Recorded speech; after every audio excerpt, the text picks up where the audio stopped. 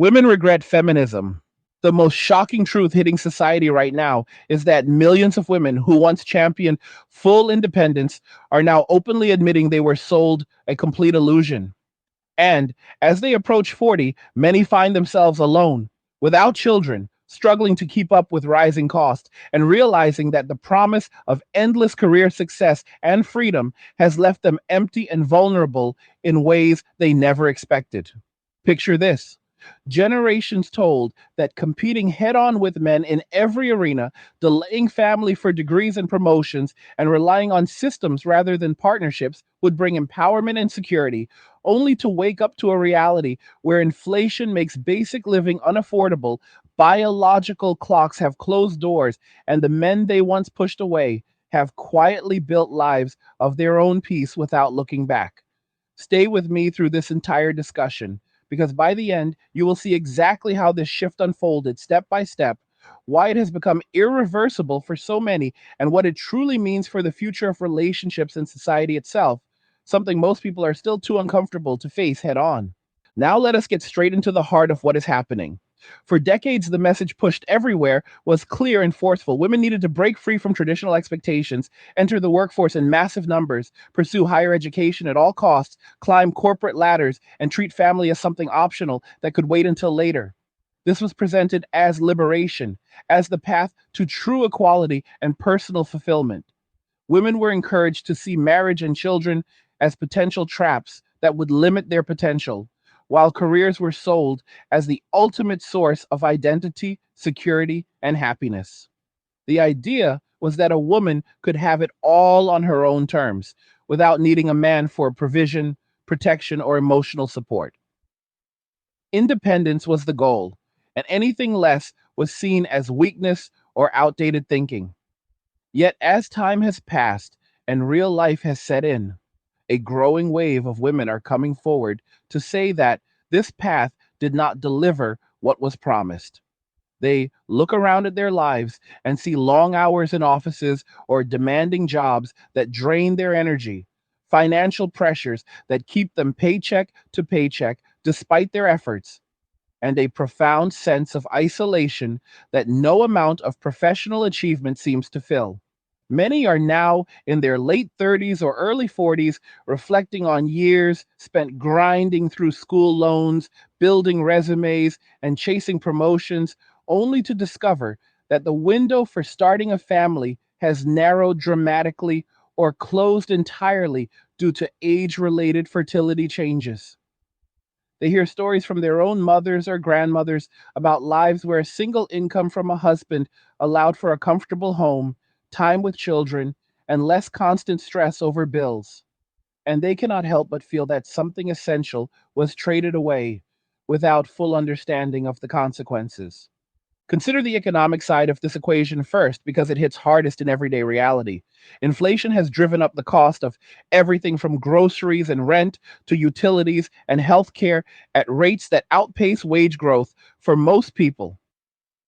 What used to be manageable on one solid income now requires two people working full time just to cover basics in many places, especially in high cost areas like cities.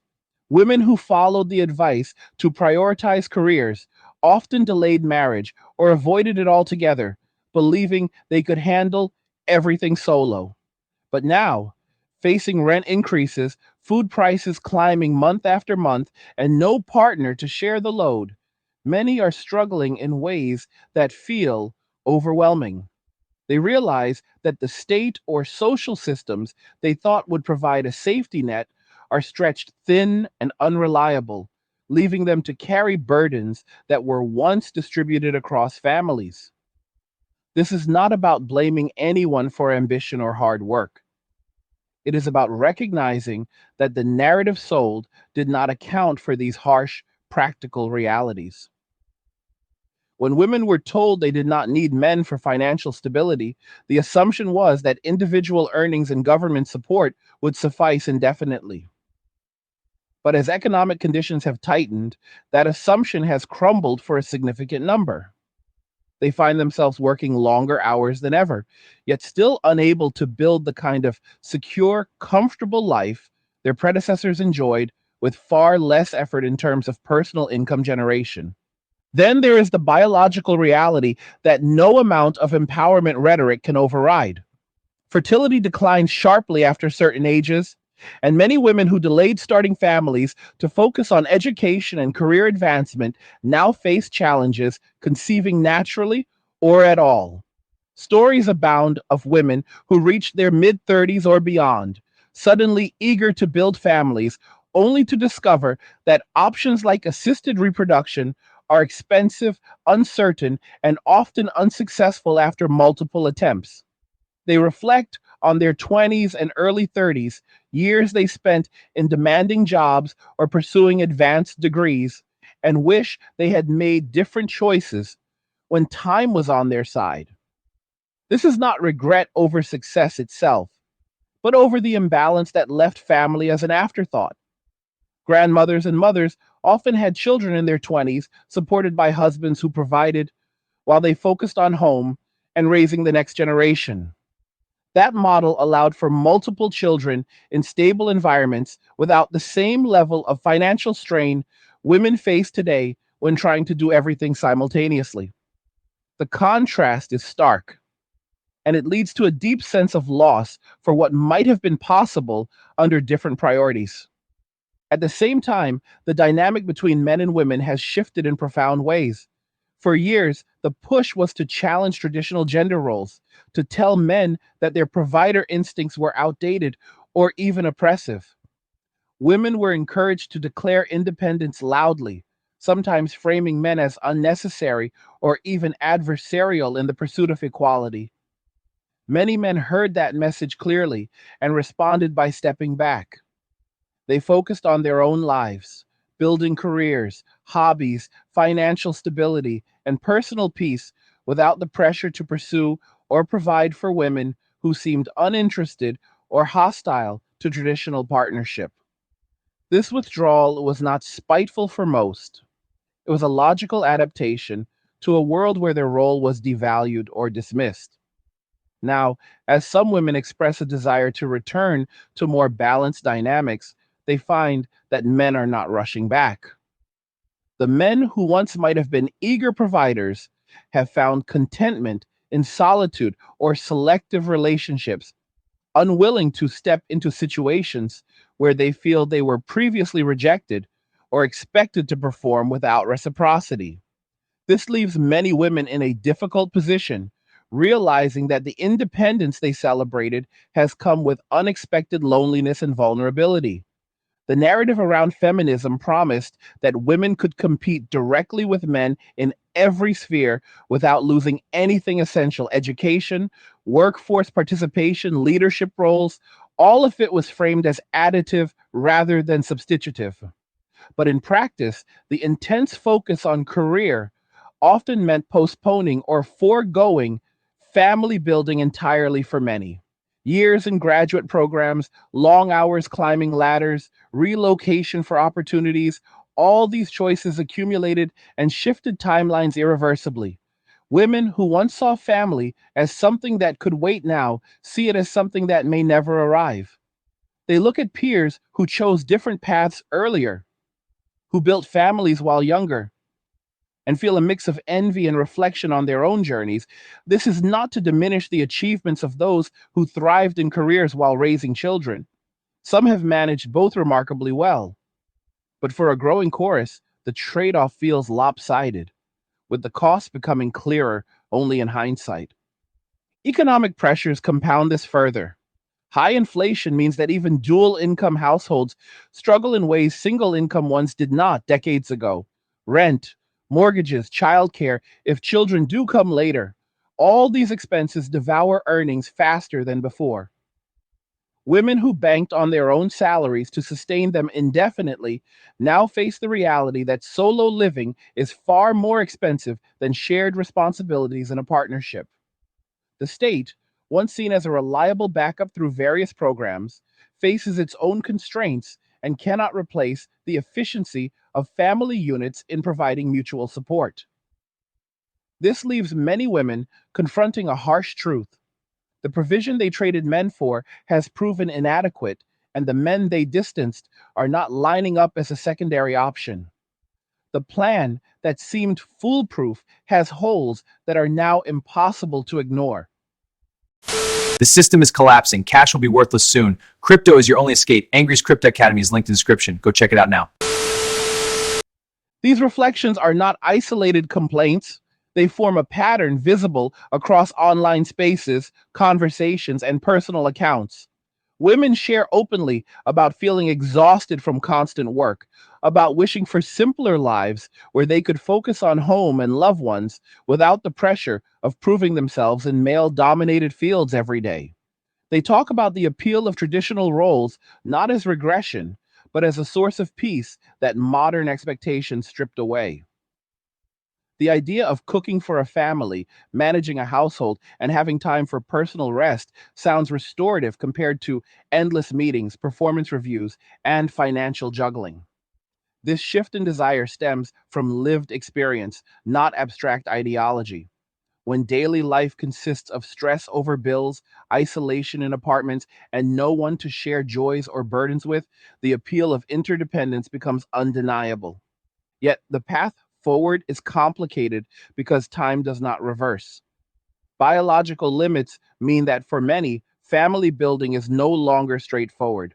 Relationships require mutual effort, and trust must be rebuilt after years of messages that pitted genders against each other. Men who adapted to independence are cautious about re entering dynamics that once felt unbalanced. This creates a standoff where both sides feel the consequences of choices made under different assumptions. Women who once felt empowered by going it alone now grapple with the limits of that empowerment in a world that demands cooperation for true stability and fulfillment. The core lesson emerging is that human needs for connection, purpose, and security do not vanish when societal narratives change. Prioritizing one aspect of life intensely often means deprioritizing others, and the long term effects reveal themselves gradually. Careers provide accomplishment and income, but they do not inherently supply the emotional depth or practical support that families can offer. Independence is valuable, but complete self reliance is rare and often unsustainable under real world pressures. The women speaking out now are highlighting this imbalance, not to erase progress, but to urge a more honest assessment of what brings lasting satisfaction. Continuing from where we left off, the realization spreading among women today centers on how deeply the promise of total self sufficiency clashed with fundamental human needs that no paycheck or title can fully satisfy. Connection, belonging, and shared purpose form the backbone of long term contentment for most people. Yet, the dominant cultural script over the past several decades downplayed these elements in favor of solitary achievement. Women were repeatedly assured that fulfillment would arrive through personal accomplishments alone, that emotional and practical interdependence represented weakness rather than strength. As that illusion fades under the weight of daily experience, the contrast becomes impossible to ignore. Many now describe a quiet emptiness that sets in after the initial thrill of promotions or completed degrees wears off. They speak of coming home to silent apartments, eating meals alone, and facing weekends without the natural rhythm that family life provides. These are not dramatic confessions of failure, but honest acknowledgments that life designed around individual metrics leaves large parts of the human experience unaddressed. The shift in priorities also reshaped how society views contribution and value. Traditional arrangements placed high worth on the work done within the home, raising children, maintaining households, and supporting the emotional well being of family members. That labor was never compensated with salaries, but it carried immense social respect and practical importance. When the emphasis moved almost entirely toward paid employment outside the home, those contributions were quietly devalued. Women who chose to focus on family were sometimes portrayed as settling or lacking ambition, while those who pursued careers were celebrated as progressive. Over time, this created a cultural imbalance where one form of contribution received constant praise and the other received diminishing recognition. Now, as women in their 30s and 40s reassess, many express a longing to reclaim the dignity of domestic roles without shame. They see how their mothers or grandmothers derived genuine pride from nurturing families, building stable homes, and watching children grow under their care. That source of meaning feels increasingly attractive when compared to the relentless pressure of corporate environments where success often depends on factors beyond personal control and burnout lurks around every corner. Economic structures have played a massive role in amplifying these regrets. Decades ago, a middle class lifestyle was attainable on a single reliable income in many parts of the country. Housing costs remained proportionate to earnings, education expenses were lower, and everyday necessities did not devour entire paychecks. Families could thrive with one parent focused on earning and the other on homemaking and child rearing. Today, the math no longer works that way for the majority. Wages have stagnated relative to the explosive growth in living expenses. Childcare alone can consume more than half of one salary in urban areas, making it financially irrational for many to work full time after having children unless both partners earn significantly above average. Women who delayed family formation to establish careers now face a double bind. If they want children later, the combined costs of fertility treatments, childcare, and lost income during maternity periods create barriers that feel insurmountable. If they remain childless, they often confront a future where retirement savings must cover decades of solo living expenses without the buffer that shared household economics provide. Either path carries heavier burdens than the one available to previous generations. This economic squeeze ties directly into the broader question of provision and security. The modern narrative insisted that women could and should provide entirely for themselves, freeing them from any dependence on men. That freedom sounded liberating in theory, especially when paired with stories of women escaping controlling or unreliable partners. Yet in practice, complete financial independence proved elusive for most. Even high earning women discover that life events such as illness, job loss, market downturns, or unexpected expenses can erode security quickly when there is no second income or shared resources to fall back on. The state programs designed to offer support often come with strict eligibility rules, long waiting periods, or insufficient coverage to maintain a decent standard of living. Women who once viewed reliance on a partner as outdated now see the practical wisdom in mutual provision. Two people combining efforts create a stronger safety net than one person attempting to shoulder everything indefinitely. The women speaking out are not advocating a return to forced dependence, but recognizing that interdependence offers resilience that solitary striving rarely matches. Relationships themselves have been profoundly affected by these cultural changes. When messages repeatedly emphasized that women did not need men, that they could thrive without them, and that traditional expectations placed unfair burdens on women, many men internalized that feedback. They adjusted their behavior accordingly. Instead of pursuing marriage or long term commitment aggressively, they focused on personal development, friendships, hobbies, financial independence, and selective dating when it suited them. Dating became more casual for large segments of the population, with fewer incentives to invest heavily in building lasting partnerships. Commitment rates declined, marriage ages rose, and birth rates fell in tandem. Men who once saw providing for a family as a core part of their identity found other avenues for purpose and satisfaction. Some embraced minimalism, travel, creative pursuits, or entrepreneurial ventures that allowed freedom without the responsibilities they had been told were burdensome or oppressive. This adaptation created a feedback loop. As men withdrew from traditional courtship, women who later desired partnership encountered a smaller pool of interested, available men willing to step into provider or co provider roles. The result is a noticeable asymmetry in current dating dynamics.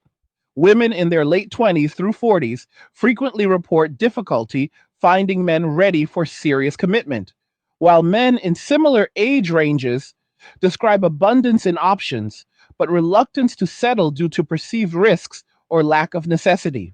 Stories circulate of women who spent years focused on careers, assuming partners would appear when the time felt right, only to discover that the men they now encounter prioritize their own peace and autonomy. Hey guys, in a world pushing you to own nothing and be happy, crypto is your key to survival. Join Angry's Crypto Academy to master buying, selling, and trading crypto. Make huge profits and safeguard your wealth. Plus, discover the one crypto virtually no one is talking about, poised to create new millionaires in the upcoming bull run. The link is in the description of the video below. Go check it out now. These men have often built lives that function smoothly without the addition of a spouse or children. They maintain close friendships, pursue passions, travel freely, and manage finances with precision. Adding a partner would require significant adjustments, and many see little reason to make those changes when their current setup delivers contentment. This shift did not happen overnight. It unfolded gradually as cultural signals consistently devalued the traditional male role. Men listened, adapted, and in many cases found greater tranquility on the other side. For women reflecting on this landscape, the sense of betrayal runs deep. Not betrayal by individual men in most cases, but by the broader system that sold a vision of empowerment disconnected from biological, economic, and social realities. They were encouraged to view men as optional at best and problematic at worst. Now, facing the limits of that worldview, they express frustration that the conversation never included honest warnings about potential trade offs. The dominant voices insisted that career success and independence would bring happiness equivalent to or greater than family life. When that happiness failed to materialize consistently, the absence of balanced discussion left many feeling misled. They wish someone had emphasized that both paths could hold value depending on individual circumstances, that prioritizing family earlier did not equate to failure, and that interdependence could coexist with personal growth rather than contradict it. This awakening extends beyond personal regret into broader societal consequences. Declining birth rates create long term demographic challenges. Fewer children mean smaller future workforces, strained pension systems, and potential cultural shifts as populations age rapidly.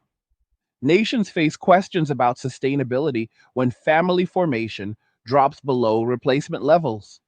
Economic models built on continuous population growth encounter difficulties when that growth slows or reverses.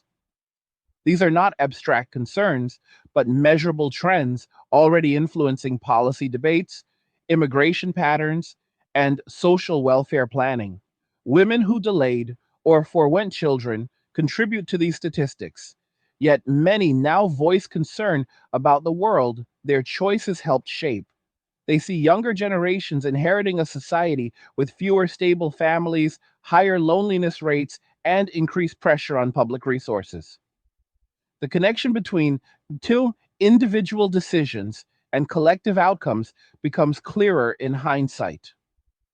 Cultural messaging also played a part in eroding trust between genders. When feminism was framed in adversarial terms, portraying men as obstacles to progress rather than potential allies, it fostered suspicion on both sides. Women absorbed the idea that vigilance against male dominance was necessary for survival. Men absorbed the idea that their natural instincts were suspect or harmful. Mutual understanding eroded, replaced by defensiveness and distance. Rebuilding that trust requires time, honest dialogue, and willingness to acknowledge past excesses and rhetoric. Some women now advocate for more nuanced conversations that honor both independence and partnership without demonizing either. They call for recognition that men and women bring complementary strengths to relationships, that provision and protection remain valuable instincts even in modern contexts, and that dismissing those instincts wholesale created unnecessary division. The personal stories emerging online reflect these larger patterns without descending into blame games. Women describe moments of clarity that arrived unexpectedly. Watching a friend with young children enjoy simple family routines, hearing an older relative speak fondly of raising a household on one income, or simply feeling exhaustion from years of constant striving without deeper rewards. These moments prompt reflection on what truly matters when the external markers of success feel hollow. Many express a desire to pivot toward lives that balance achievement with connection, even if that means scaling back career ambitions or seeking partners who value traditional roles. The challenge lies in timing and feasibility. For those still in their 20s or early 30s, course corrections remain possible. For the others further along, options narrow, leading to acceptance of different outcomes while still advocating for younger women to consider all factors before deciding. Society benefits when people examine these experiences openly. Honest reflection prevents future generations from repeating the same imbalances. It encourages policies that support family formation, such as affordable housing, flexible work arrangements, and economic conditions that allow single income households to thrive again in certain contexts. It prompts cultural reevaluation of what constitutes a successful life, moving beyond narrow definitions centered solely on professional attainment.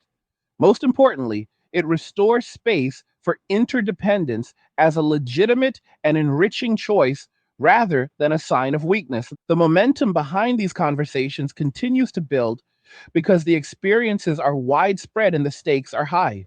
Women who once embraced the full independence model now share their journeys to spare others similar disillusionment. They emphasize that ambition and family need not stand in opposition, that timing matters enormously, and that economic realities deserve more weight in decision making than idealistic slogans. Their voices carry weight precisely because they come from lived experience rather than theoretical advocacy. They speak as people who tested the dominant path and discovered its limits firsthand. This ongoing dialogue highlights a fundamental truth about human flourishing. No single formula fits every individual, but dismissing half of the equation in pursuit of the other half rarely leads to complete satisfaction. Balance, flexibility, and awareness of trade offs serve people better than rigid ideologies. As more women articulate their regrets and insights, the hope is that future discussions will incorporate greater realism, allowing both men and women to make choices with clearer eyes and fuller information. The patterns described here did not emerge in isolation. They reflect decades of accumulated cultural, socioeconomic, and technological shifts that interacted in complex ways. Higher education expanded dramatically, making advanced degrees accessible and almost mandatory for many professions. Women entered universities and graduate programs in record numbers, often outpacing men in enrollment and completion rates. This achievement opened doors previously closed, but also extended the period of financial dependency and delayed entry into stable careers. Student debt became a common burden, requiring years of repayment before significant savings or family planning could begin. Meanwhile, housing markets in desirable areas inflated far beyond wage growth, making homeownership elusive for young adults without dual incomes or substantial family assistance. These structural factors, combined with cultural encouragement to prioritize education and career, created extended timelines that clashed with biological realities for many. Technology further complicated the picture. Dating apps promised endless options, but often delivered superficial connections and decision fatigue. Social media amplified comparisons, showcasing curated versions of success that intensified pressure to achieve externally visible markers. Constant exposure to highlight reels made ordinary family life appear less glamorous by contrast, even though many who lived it reported higher satisfaction.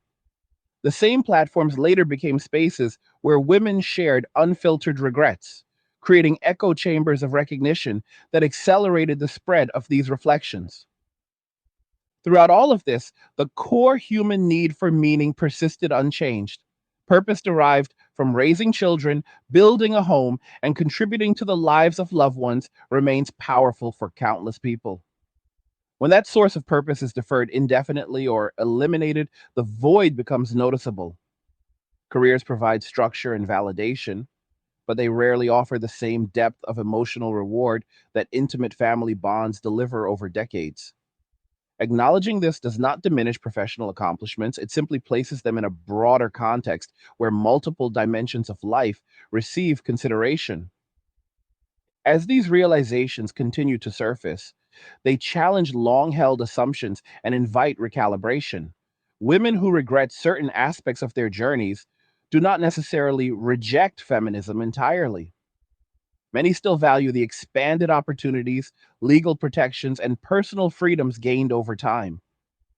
What they question is the version that presented independence as an unqualified good without caveats. They seek a more integrated approach that respects both autonomy and connection, ambition and nurturing, individual achievement and collective well being. The conversation around these regrets has gained momentum precisely because it exposes cracks in a world view that once seemed unbreakable. When large numbers of women begin voicing the same sense of having been steered wrong, it forces a reckoning with the assumptions that shaped entire generations. The push for women to mirror male career trajectories exactly, to treat every field as a battlefield for equality measured in identical outcomes, overlooked how differently men and women often experience purpose, risk, and reward over a lifetime. Men, on average, derive significant identity from provision and achievement in the external world, while many women report that nurturing roles and relational depth provide a comparable or even stronger sense of meaning. Neither approach is inherently superior, but pretending the two are interchangeable created a mismatch for millions. Women who internalized the idea that career success would deliver the same lifelong fulfillment as family building, often discovered otherwise when the initial dopamine of accomplishments faded and the years kept passing without, the deeper attachments that children and long-term partnership tend to create. This mismatch becomes especially visible when examining how people spend their energy across decades. The 20s and early 30s represent a narrow window of peak physical vitality, cognitive sharpness in certain domains, and social flexibility. Directing nearly all of that energy toward credentialing, networking, corporate climbing, and debt repayment meant that other life domains received proportionally less investment. Friendships sometimes withered under the weight of constant busyness. Romantic relationships were frequently kept casual or secondary to avoid complications that might derail professional momentum. Exercise, hobbies, and rest were squeezed into whatever gaps remained.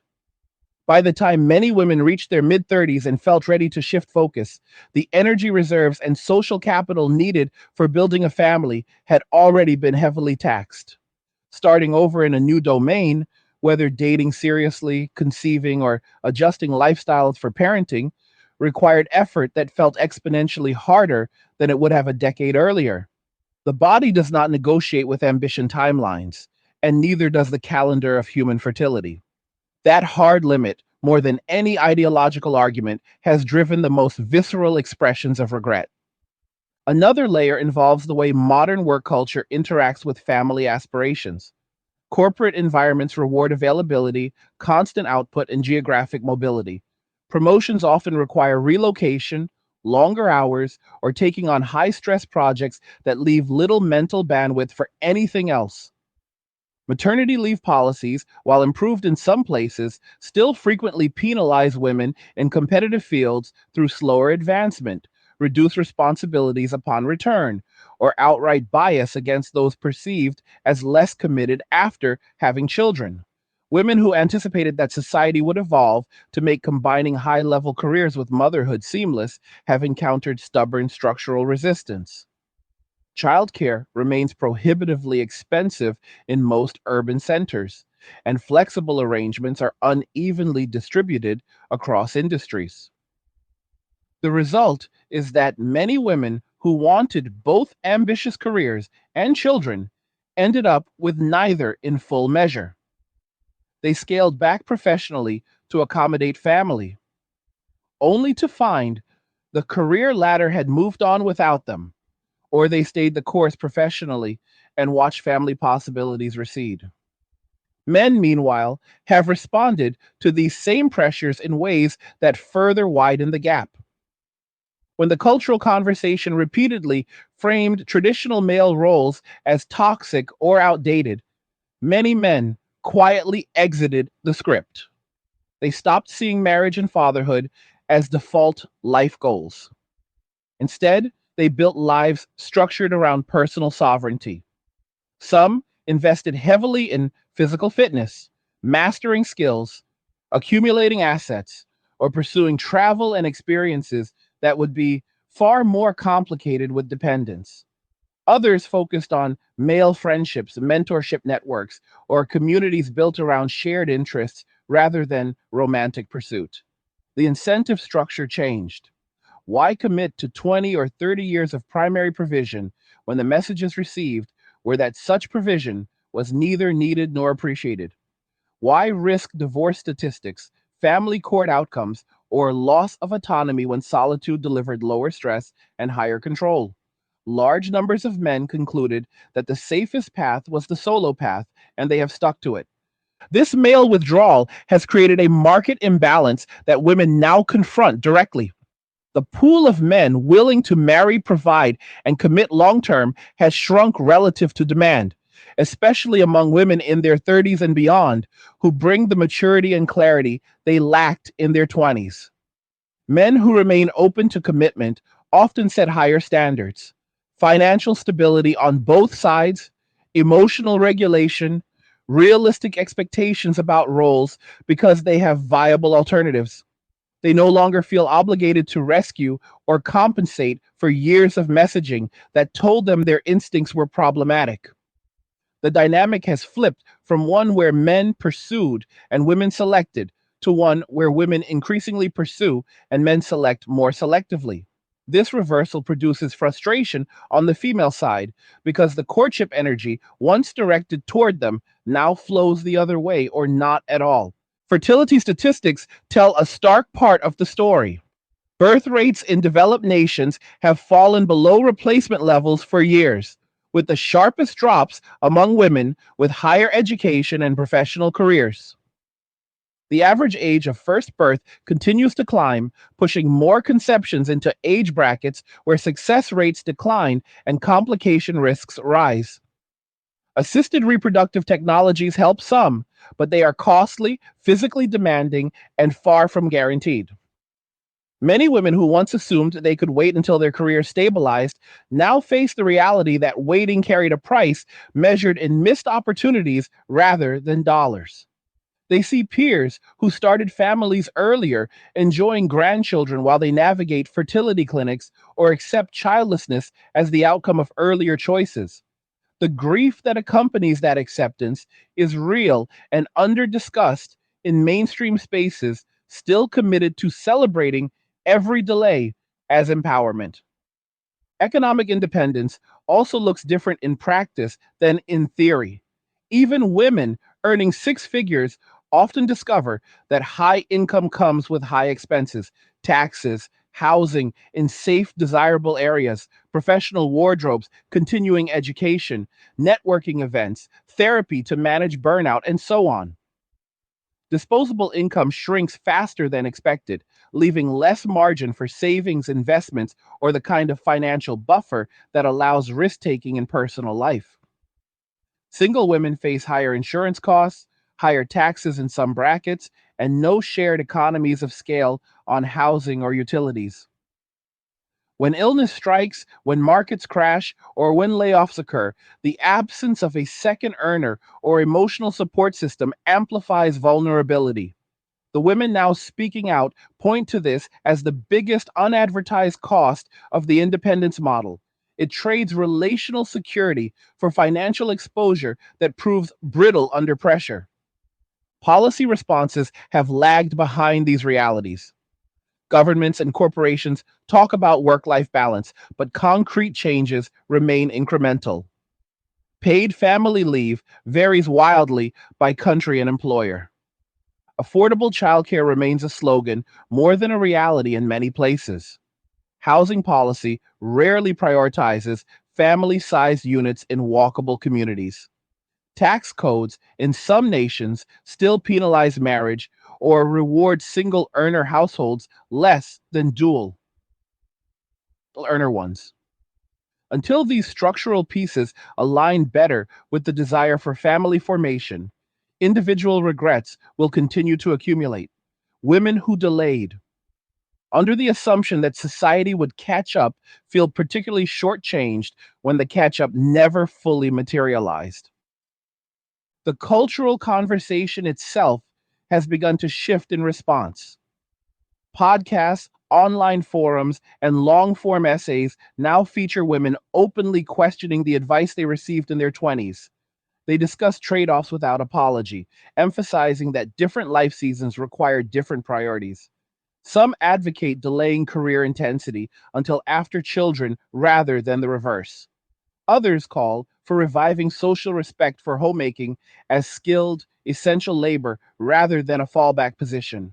A growing number argue that feminism's next phase should focus on choice architecture, creating conditions where women can realistically pursue family early without sacrificing long term economic security.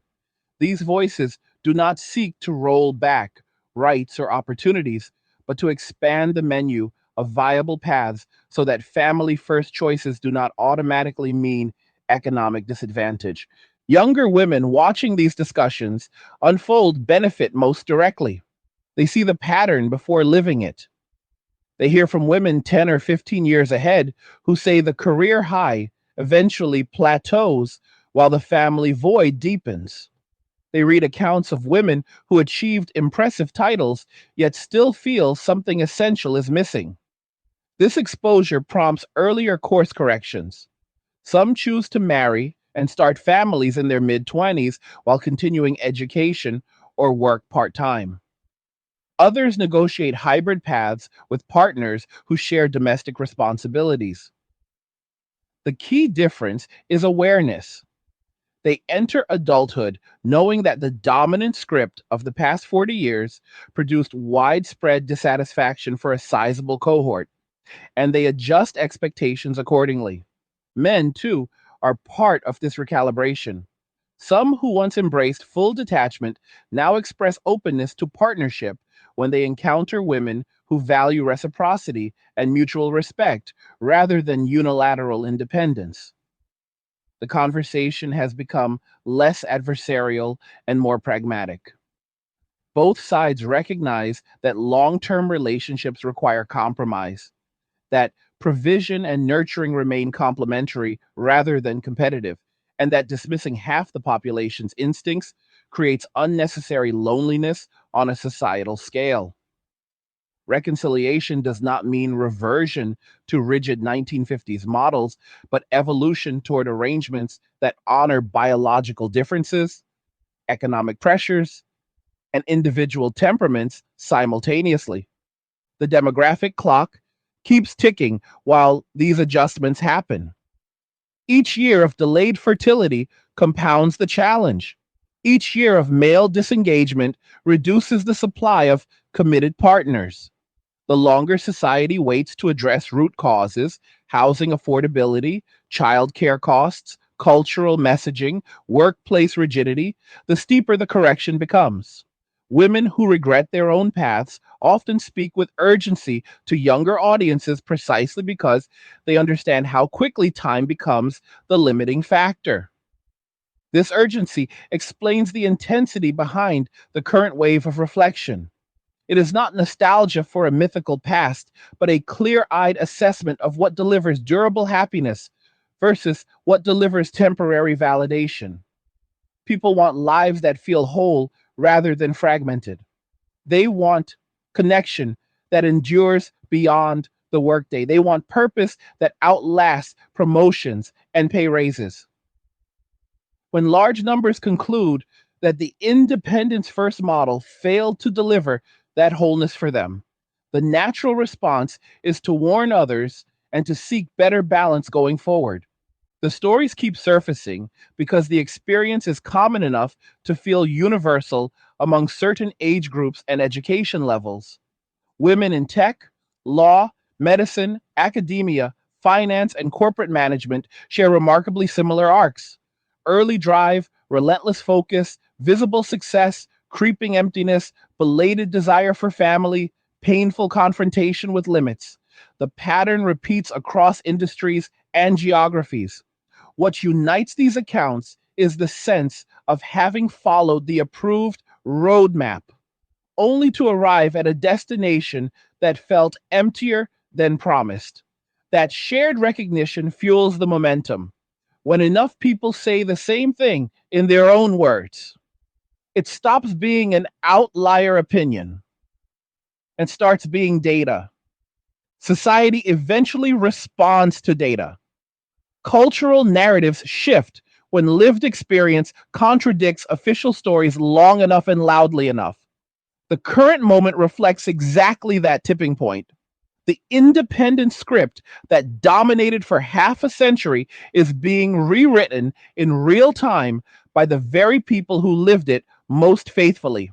They are not asking to erase progress, but to supplement it with realism. They want younger women to know that ambition and attachment can coexist if sequenced thoughtfully. They want men to know that their provider instincts are still valued when offered in mutual relationships rather than demanded unilaterally.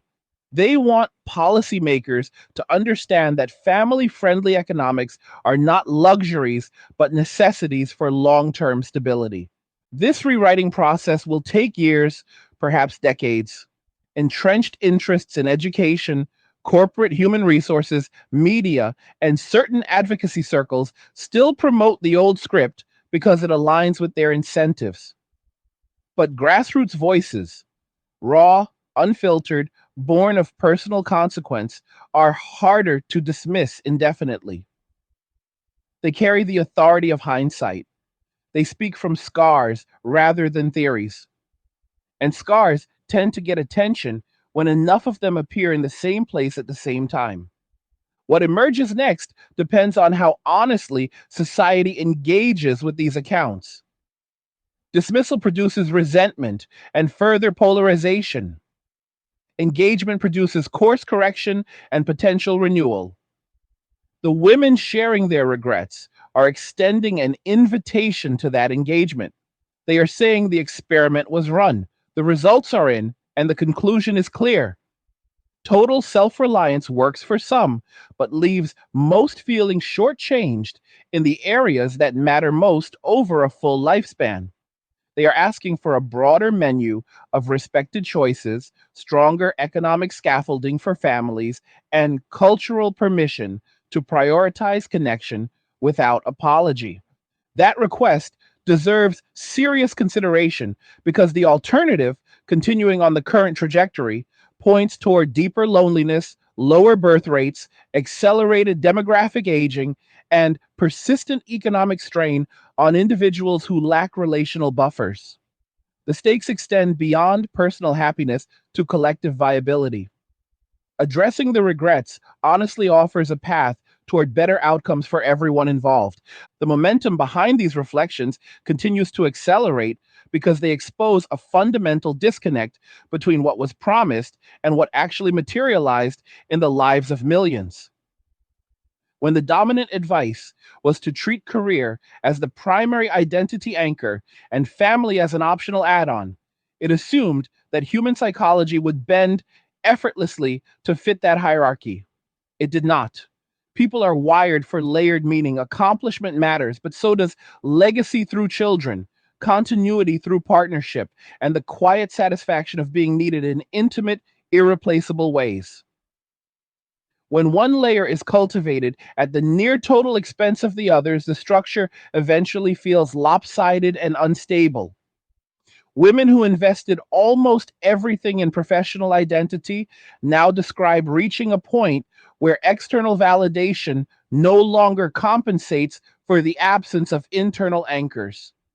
Promotions and accolades provide momentary highs, but they lack the compounding emotional return that comes from watching a child learn to walk, hearing a partner laugh at a shared memory after 20 years, or simply knowing there is someone whose day improves because you are in it.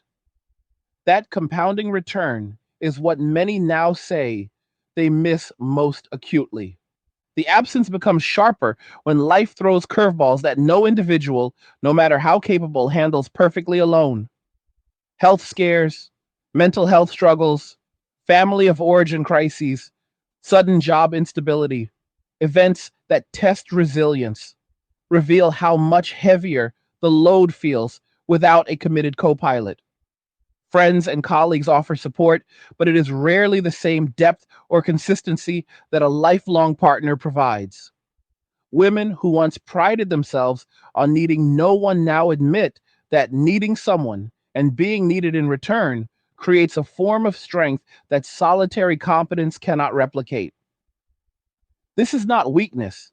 It is an acknowledgement of how humans actually function, something under sustained pressure. The independence model sold the idea that self reliance would make people anti fragile.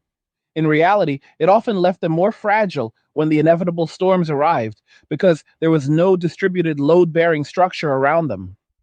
Workplace culture has reinforced this fragility in subtle but persistent ways. The ideal employee is portrayed as endlessly available, unencumbered by deep personal obligations, ready to sacrifice evenings and weekends for the next deadline or client crisis. Women who internalize that ideal often delayed or minimized personal life to match it. They became the go to person for late night projects, the one who never said no to extra responsibility, the one whose calendar looked like a war zone of back to back meetings. That level of dedication earned respect in boardrooms and bonuses in paychecks, but it came at the cost of building the relational capital needed for a rich private life. By the time many wanted to pivot toward partnership or parenting, they had spent years training everyone around them, including potential partners, to expect that work would always come first. Rewiring those expectations later is difficult. Potential partners see the pattern and hesitate, wondering whether they would always be second priority. Employers, accustomed to full access, resist flexibility requests. The person ends up caught between two worlds that both demand primacy and neither fully accommodates the other. This double bind fuels much of the current frustration. Women did not invent these workplace norms, they adapted to them in good faith because the culture told them adaptation was the path to equality and security. Now they see that the adaptation came with hidden depreciation clauses. Years of maximum output do not necessarily translate into proportional long term security when industries contract. technologies disrupt, or personal priorities shift. The resume that once seemed bulletproof starts to feel like a liability when ageism creeps in, or when the relentless pace burns through health reserves. Meanwhile, the biological window closes faster than any career milestone can reopen it. The arithmetic is unforgiving. Peak fertility overlaps almost exactly with the year's most intense career building demands. Choosing to front load professional investment meant backloading family investment into a period when success rates drop and physical recovery becomes harder. Many now call this the largest unpriced externality of the entire experiment. Men have navigated the same cultural cross currents differently, and their adaptations have reshaped the relational terrain in ways that compound the challenge. When provider roles were critiqued as patriarchal relics, many men did not argue back. They simply opted out of auditioning for the part. They redirected energy into domains where contribution felt unambiguously valued, mastering trades, building side businesses, investing aggressively, cultivating deep male friendships, pursuing physical and mental discipline, traveling light. These paths delivered measurable returns, financial independence, physical capability, emotional steadiness, freedom of movement without the relational risk that traditional commitment carried.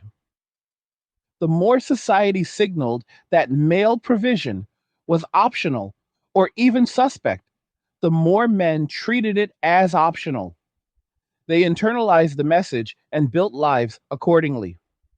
Now, when some women express renewed interest in partnership, they encounter men who have already stress tested solitude and found it reliable. Those men are not angry, they are calm. They are not punishing, they are protecting. They ask straightforward questions. What has changed since the messages of 10 or 15 years ago? Why should I believe the script has flipped permanently rather than temporarily? The hesitation is logical, given the history. This logic creates a standoff that neither side particularly enjoys, but both sides understand. Women feel the sting of delayed consequences. Men feel the caution born of observed patterns. Breaking the standoff requires more than sentiment. It requires evidence of changed incentives and changed behavior on both sides. Women who want partnership now must often demonstrate through actions, not declarations, that they value interdependence over unilateral control. Men who want partnership must be willing to re engage without demanding retroactive apologies for cultural trends they did not create. Both require vulnerability, which is harder after years of practiced self protection. Yet the alternative, permanent standoff, leads to parallel loneliness tracks that benefit no one. The women speaking out most urgently are those who see this clearly and want to short circuit the cycle before it hardens further for the next cohort. Demographic math adds another layer of urgency. Each year, that average first birth age rises, total fertility drops another fraction. Developed nations already sit well below replacement. The downstream effects compound quietly at first, then explosively. Smaller cohorts entering the workforce decades later mean tighter labor markets, higher dependency ratios, strained entitlement systems, and accelerated pressure on immigration to fill gaps. Cultural continuity becomes harder to maintain when fewer children grow up in stable two parent environments. Social trust erodes when loneliness becomes the default rather than the exception. These are not speculative doomsday scenarios. They are projections already baked into current fertility curves. Women who delayed family formation are not the sole cause, but their collective choices form a significant part of the data. Many now feel a sense of shared responsibility, not guilt, but recognition that personal timelines aggregated into societal timelines with consequences no one fully anticipated. Policy architecture has been slow to respond because it was built on the assumption that women would continue flooding into the labor force indefinitely while fertility somehow stabilized. That assumption is crumbling. Countries that once celebrated rising female workforce participation now confront shrinking native populations and aging societies. Some experiment with baby bonuses, extended parental leave, subsidized childcare, tax credits for families. But the results remain modest because incentives alone cannot override cultural scripts or biological deadlines that have already passed for millions. The women reflecting now often say the real fix starts upstream. Normalize earlier family formation without career penalty, make housing affordable for young couples, reduce education debt burdens that delay independence, and restore social prestige to parenting roles so they are not seen as career off ramps. Until those pieces move, regret will remain the dominant emotion for those who followed the old map. The stories keep pouring in because they serve as cautionary maps for those still early in the journey. A woman in her early 20s today can read these accounts and see exactly where the road forks. She can decide to front load family while energy and biology cooperate, then layer career afterward when flexibility is more attainable. She can seek partners who explicitly value mutual provision rather than expecting to carry everything solo. And she can prioritize debt reduction and housing stability before credential stacking. The difference is information asymmetry. She knows outcomes the previous generation discovered only after the fact. That knowledge is power if acted upon. It allows deliberate sequencing rather than default deferral. Older women contribute to this information flow by refusing to sanitize their experience. They describe the nights spent crying over negative pregnancy tests after years of telling themselves it would happen when the time was right.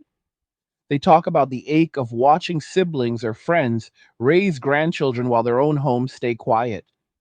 They admit the envy that surfaces when scrolling through family photos from people who chose differently. These admissions are not weakness, they are clarity.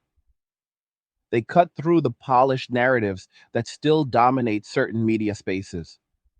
Raw honesty has a way of piercing denial faster than polite discourse ever could. That honesty also extends to the men who walked away. Many describe relief rather than bitterness. They talk about waking up without the low grade anxiety of wondering whether they are enough, about redirecting energy into pursuits that yield direct returns, about discovering that peace does not require constant performance. Their stories balance the narrative. They show that withdrawal was not always punitive. For many, it was preservative. They built lives that work. When women ask why they are not coming back, the answer often comes down to simple arithmetic. The cost benefit ratio shifted permanently. Re entering the traditional provider dynamic would mean accepting higher risk and lower control for uncertain reward.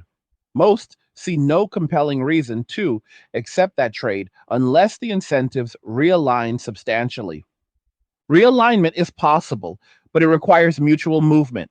Women must signal through words and behavior that partnership is valued as collaboration rather than obligation. Men must be willing to believe that signal when it is consistent over time. Both sides benefit from environments that make family formation less punitive, lower living costs, better work flexibility, cultural celebration of balanced lives rather than maximized output. The current wave of regret could catalyze exactly that shift if channeled constructively. It could push society towards systems where people do not have to choose between thriving professionally and thriving personally.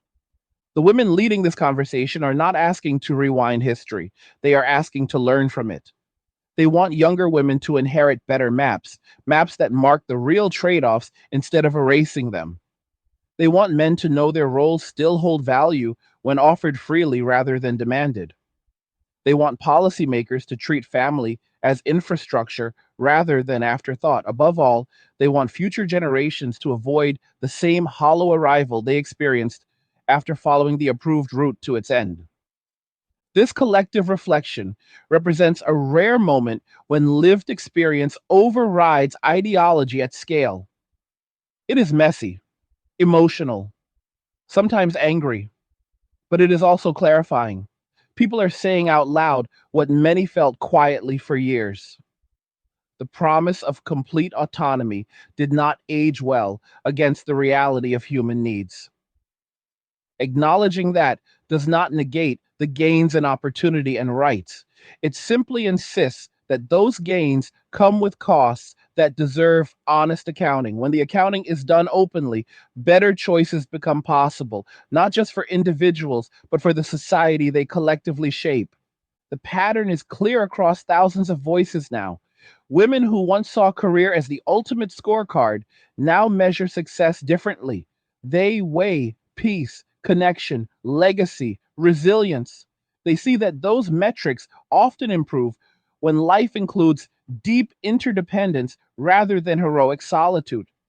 They share their journeys not to shame the path they took, but to illuminate the forks others can still choose. Each story adds weight to the argument that sequencing matters, that biology does not wait for cultural approval, that economic security is stronger when shared, and that meaning compounds most reliably through relationships that endure. As more women reach this stage of reflection, the volume increases. Forums fill with threads that start with tentative admissions and grow into full throated reevaluations. Podcasts dedicate episodes to dissecting the timeline errors. Books compile the accounts into coherent critiques of the era's dominant advice. The conversation has moved from fringe to mainstream because the scale of the experience demands it. Ignoring it would require pretending millions of people are mistaken about their own lives. That pretense is no longer sustainable. What happens next depends on whether society treats these voices as data or as noise. Treating them as data means redesigning incentives so family first paths are not economically suicidal. It means cultural permission to prioritize differently without losing status. It means honest dialogue between genders about what each actually wants and needs rather than what ideology says they should want. The women speaking now are providing the raw material for that redesign. They paid the tuition through deferred dreams and closed windows. The least society can do is listen carefully and adjust the curriculum before the next class pays the same price. The wave of candid reflection now rippling through online spaces and private conversations carries a weight that comes from accumulated years of quiet observation finally breaking into open expression.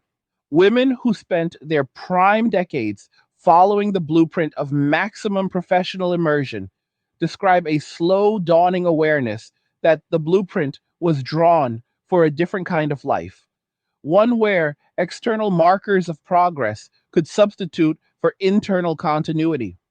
They talk about how the rhythm of corporate advancement created an illusion of forward motion that masked the stasis in other domains. Each rung climbed felt like proof that the strategy was working, yet the private ledger of missed milestones kept growing unnoticed until the contrast became too stark to ignore.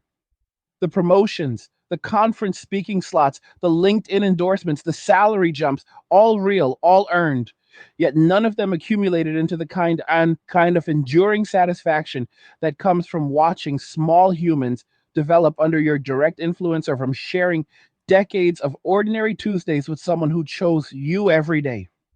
That distinction between transactional achievement and relational legacy now sits at the center of many of these accounts. What makes the distinction so piercing is how unevenly the two forms of value depreciate over time. Career capital can evaporate quickly.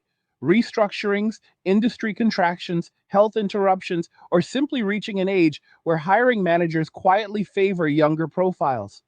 Relational capital, by contrast, tends to compound when nurtured consistently. A child raised with steady presence becomes an adult who still calls to check in. A long marriage becomes a shared history that no market downturn can erase. Women who deferred the second form of capital in favor of the first now see the deferral as a high stakes bet with asymmetric downside. The upside, visible success, was front loaded and highly publicized. The downside, relational atrophy, was backloaded and largely invisible until it manifested as persistent solitude or biological foreclosure. The asymmetry explains the intensity of the current reckoning.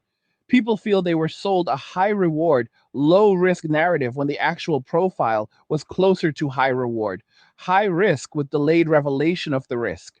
This delayed revelation also reshapes how many view the advice they received from trusted sources in their formative years. Professors, career counselors, older mentors, popular media figures all spoke with confidence about the infinite expandability of timelines. The recurring theme was that 35 was the new 25, 40 was the new 30, and biological constraints were being steadily engineered away by science. That confidence was persuasive because it aligned with the optimism of the era. Technology solves everything. Progress marches linearly. Individual willpower trumps biology. Many women absorbed the message wholesale and planned accordingly. Graduate school through late 20s, entry level to mid level grinding through early 30s, leadership track in mid 30s, then family when stability arrived. The plan felt rational given the information provided. When the information proved incomplete or overly optimistic, the fallout landed squarely on the planner rather than the advisors. That mismatch between received wisdom and lived outcome fuels a particular kind of anger, not at men, not at society in blanket terms, but at the specific chorus that assured them the trade offs were minimal or non existent. The anger often surfaces most clearly when women compare their trajectories to those of peers who deviated from the dominant plan earlier. The comparison is not petty envy, but analytical. Some women in the same graduating class or the same social circle chose to marry and start families in their mid 20s while still building careers part time through flexible roles or with supportive partners who shouldered more of the provider load initially. Those women now inhabit lives with grown or nearly grown children, established households, and often continued professional involvement at a sustainable pace. They report higher baseline contentment even when their resumes are shorter or their titles less lofty. The contrast highlights how much of the regret stems not from disliking career success, but from realizing that success was purchased with an opportunity cost that was systematically understated. The women who front loaded family did not avoid hard work.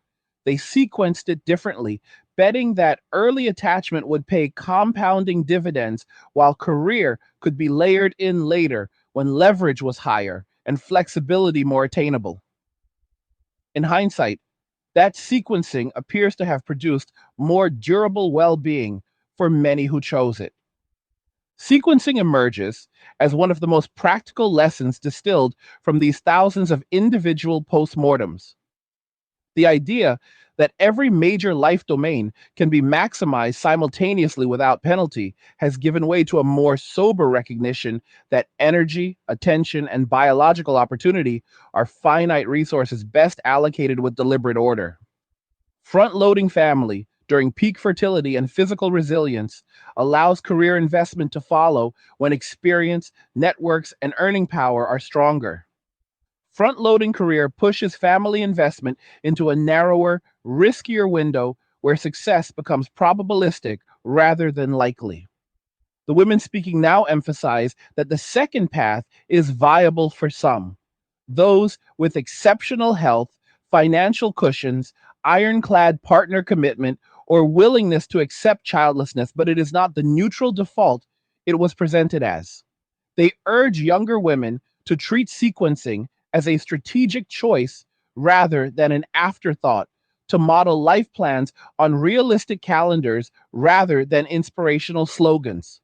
This call for strategic sequencing ties directly into the broader question of risk tolerance across a lifespan. Career risk is distributed differently from family risk. A failed job or stalled promotion can often be recovered through lateral moves, skill upgrades, or market rebounds. A missed fertility window cannot be recovered through grit or additional credentials.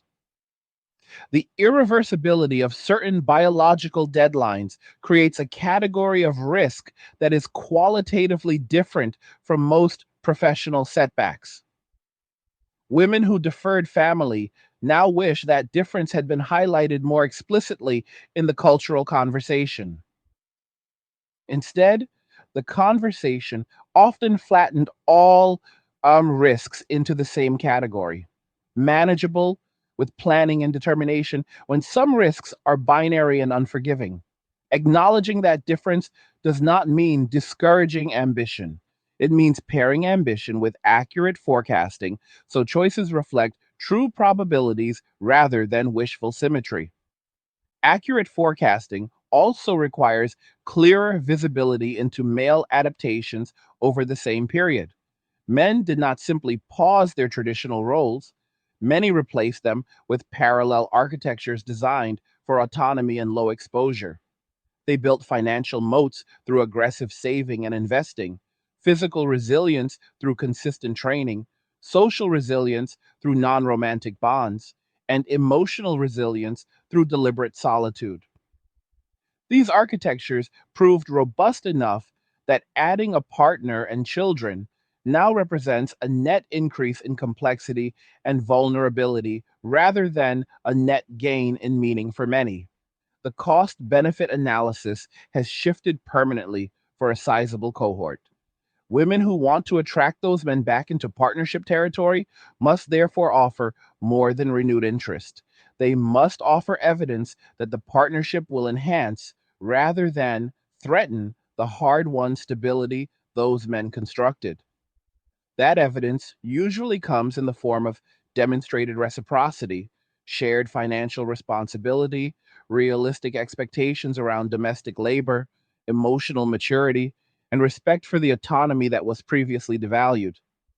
The reciprocity requirement points to a deeper cultural pivot that is slowly taking shape. The old script cast interdependence as dependence and painted it as antithetical to empowerment.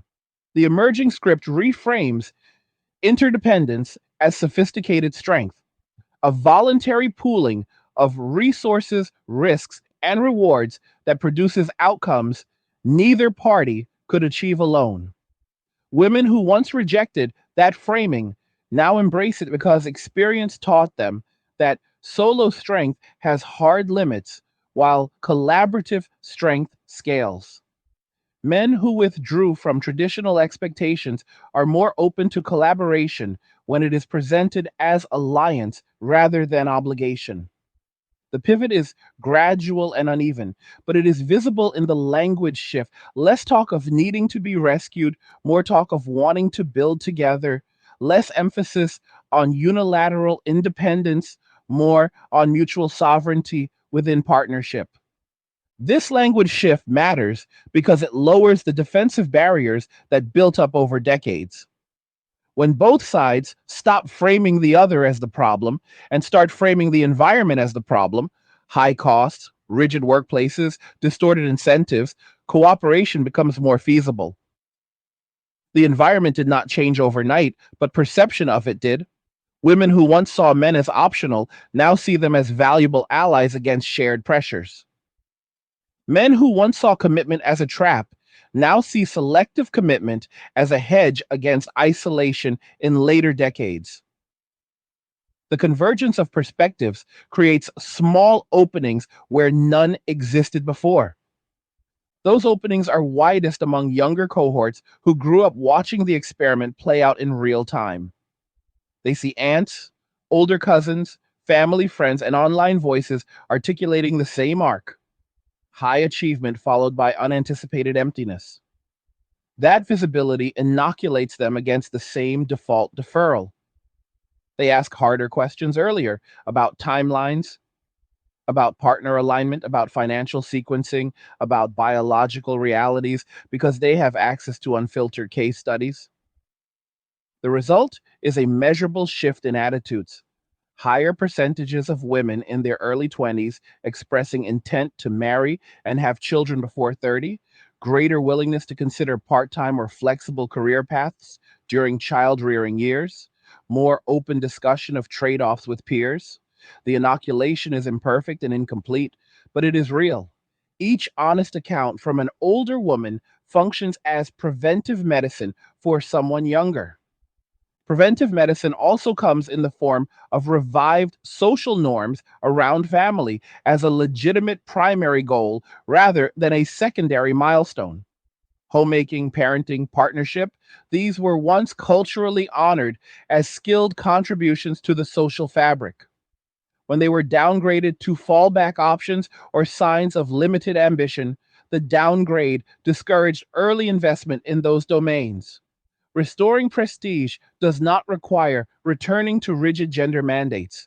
It requires recognizing that domestic labor is high skill, high impact work that deserves respect on par with professional labor.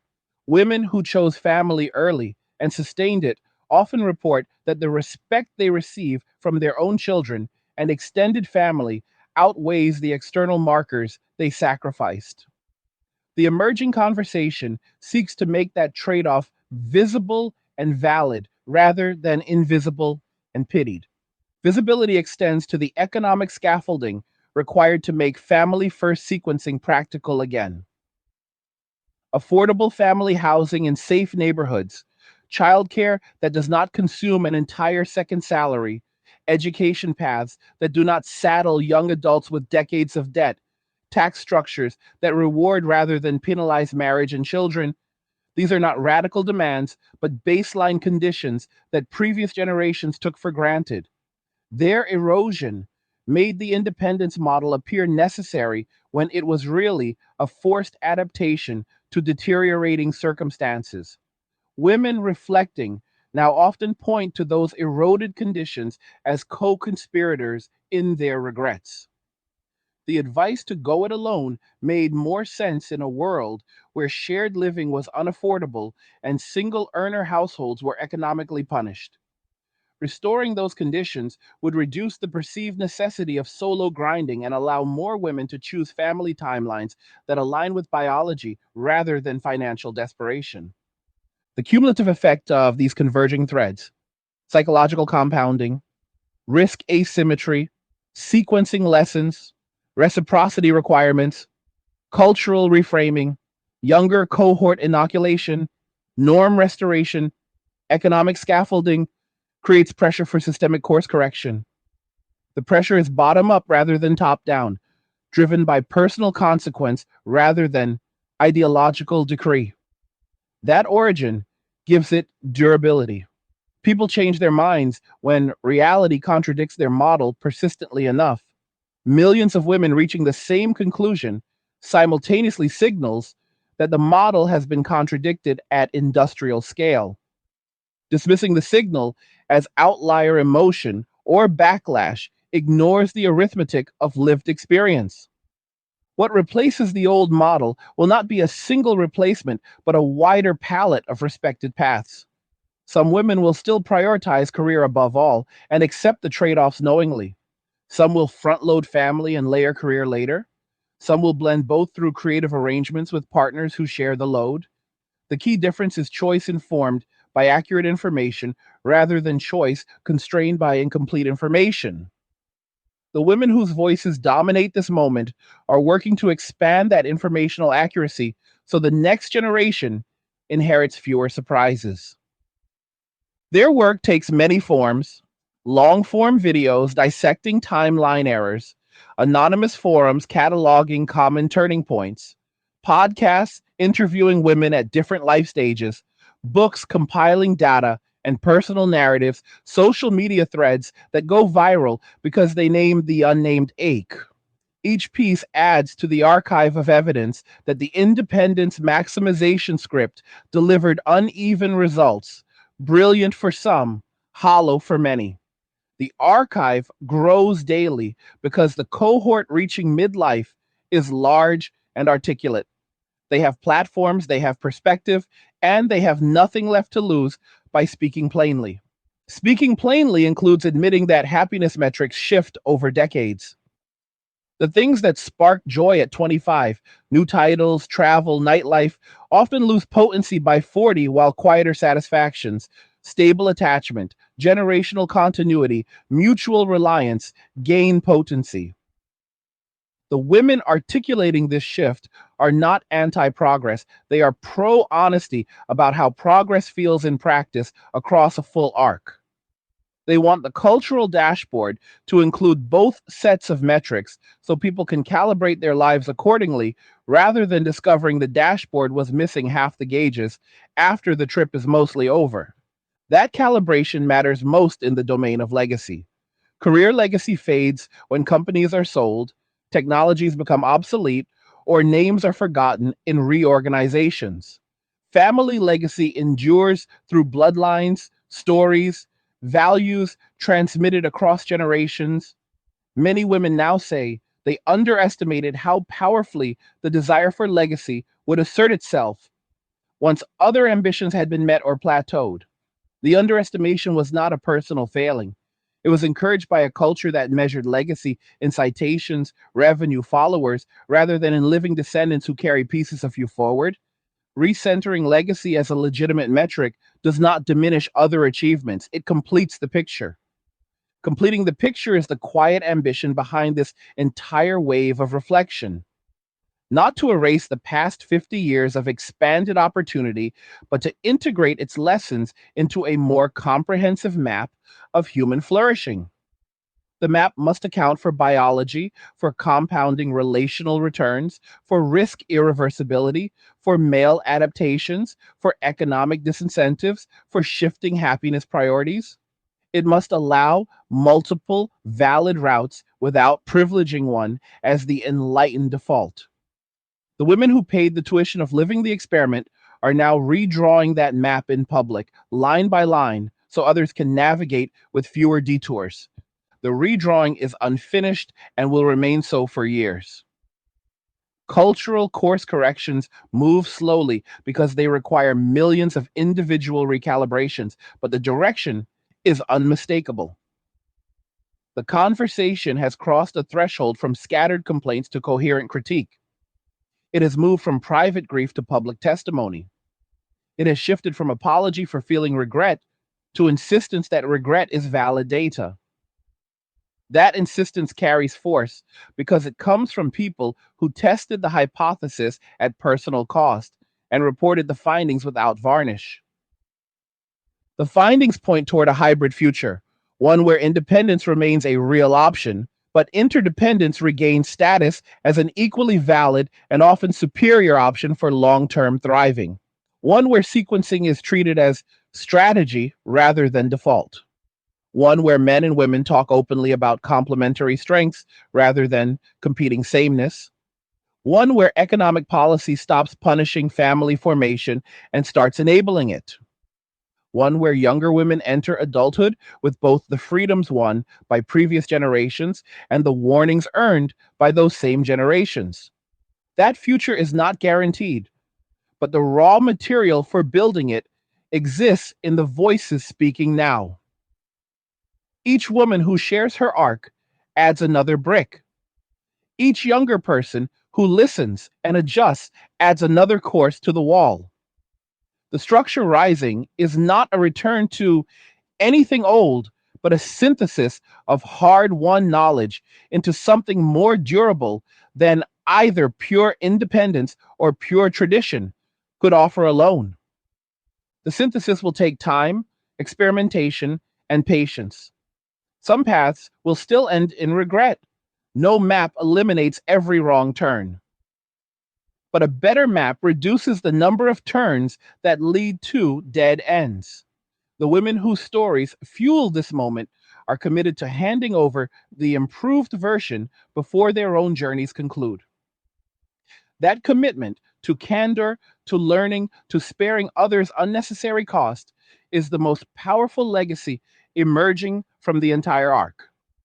The intensity of these shared reflections stems from a growing recognition that the cultural experiment in maximum individual autonomy produced outcomes far more polarized than anyone predicted when it began.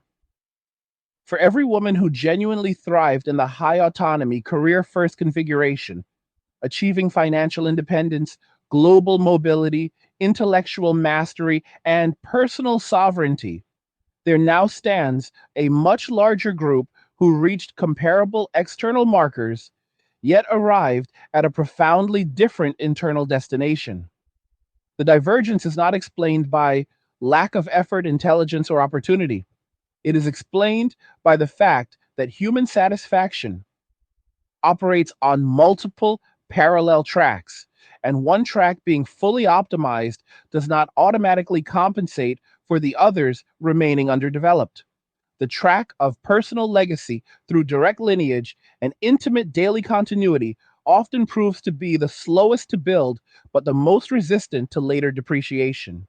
When that track was left largely untended during the decades when momentum would have been easiest to generate, the resulting gap feels existential rather than merely inconvenient. That existential gap manifests in subtle but persistent ways that no amount of external success fully mutes. Many describe an undercurrent of restlessness that surfaces during quiet moments, driving home after a successful day, celebrating a milestone alone, or watching holiday gatherings from the outside. The restlessness is not depression in the clinical sense for most. It is a specific hunger for a form of belonging that professional networks and friendships, no matter how deep, rarely replicate at the same density. Belonging that includes being irreplaceable to someone smaller than you, or being the default person another adult turns to when the world feels heavy, carries a unique gravitational pull. When that pull was systematically deprioritized in favor of pursuits that rewarded visibility and quantification, the absence eventually registers as a structural flaw in the life design rather than a temporary mood. The women articulating this now are not asking to undo their accomplishments. They are asking why the life design conversation treated that particular absence as trivial when experience shows it is anything but. The trivialization happened through a series of rhetorical moves that became orthodoxy over time. Family was recast as a consumption choice rather than a production choice, something you add if it fits your lifestyle, rather than something that fundamentally produces meaning, continuity, and mutual obligation. Partnership was reframed as optional enhancement rather than foundational architecture for long term risk mitigation. Biological timelines were downplayed as mere technical hurdles solvable with enough money and determination. Each reframing sounded progressive in isolation, yet together they created a permission structure for deferral that ignored how deferral compounds non linearly. A 5 year delay at 25 looks recoverable. The same 5 years deferred again at 30, then 35 crosses thresholds that are not symmetrical. The orthodoxy did not lie about possibilities. It simply omitted the escalating difficulty curve and the psychological weight of crossing points of no return. Crossing those points quietly reshapes identity in ways that catch people off guard. A woman who spent her 30s defining herself through titles, publications, deals closed, or teams led finds that those definitions start to feel borrowed when the audience for them shrinks, when colleagues move on, when industries pivot, when retirement conversations begin to appear on the horizon. The borrowed quality becomes acute when there is no parallel identity rooted in enduring relationships that do not depend on market conditions or organizational charts. Many now say They wish they had cultivated a dual identity strategy from the beginning. One public facing identity built through work, one private facing identity built through family obligations and intimacies. The dual strategy would have provided ballast when one side encountered turbulence. Instead, the single track strategy left too much mass riding on a single rail that proved more brittle than advertised. Brittleness shows up most clearly during life transitions that strip away external scaffolding. Midlife career plateaus, unexpected health diagnoses, parental aging requiring caregiving, economic downturns that hit high earners hard. These moments expose how much psychic real estate was occupied by work derived meaning. When that real estate contracts, the sudden availability of mental space can feel disorienting rather than liberating. Women describe staring at the ceiling at 3 in the morning, wondering who they are if the title, the income, the recognition recede even slightly. The question is not abstract philosophy, it is concrete and urgent because the alternative sources of identity were not adequately seeded earlier.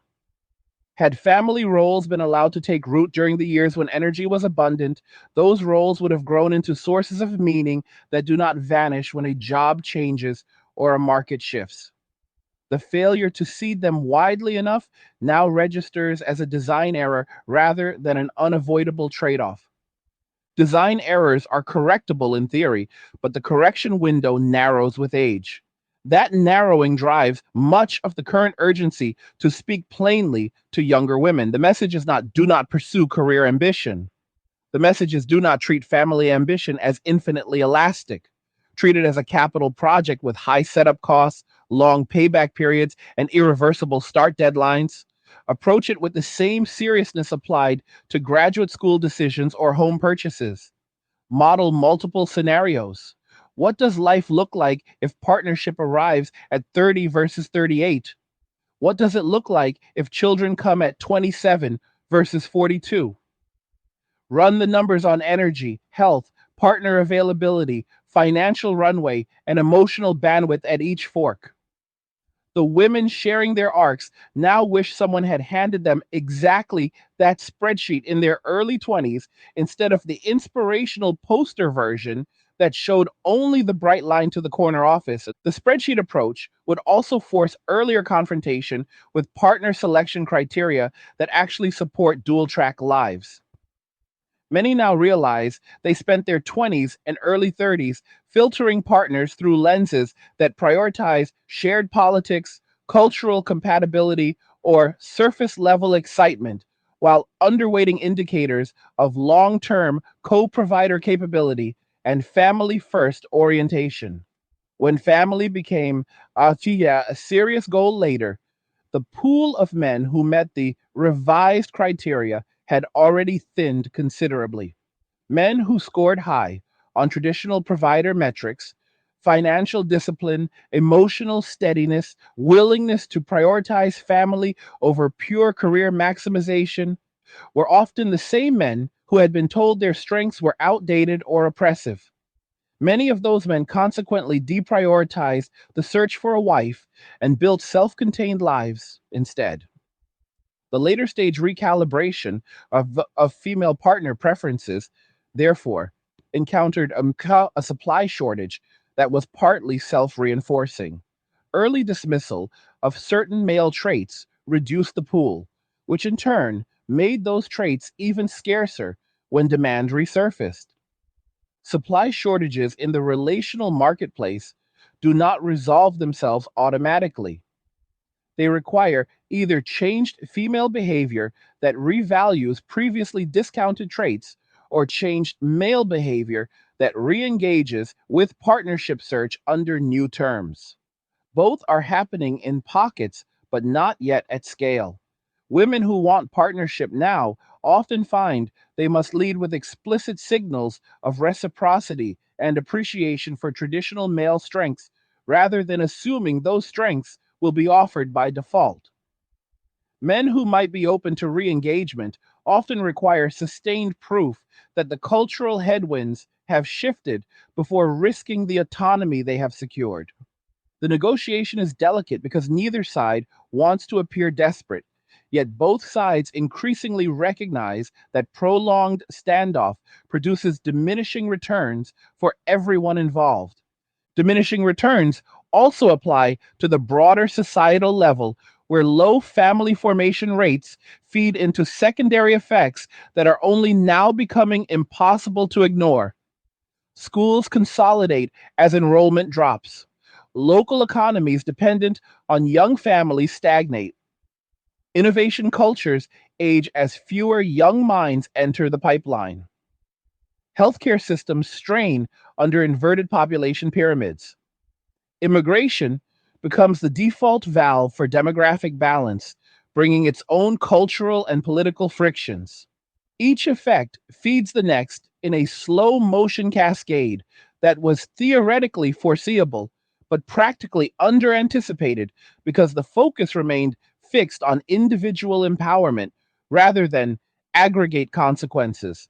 Women who deferred family now sometimes express a diffuse sense of contribution to that cascade, not as primary culprits, but as participants in a mass behavioral shift whose macro outcomes no one fully modeled in advance.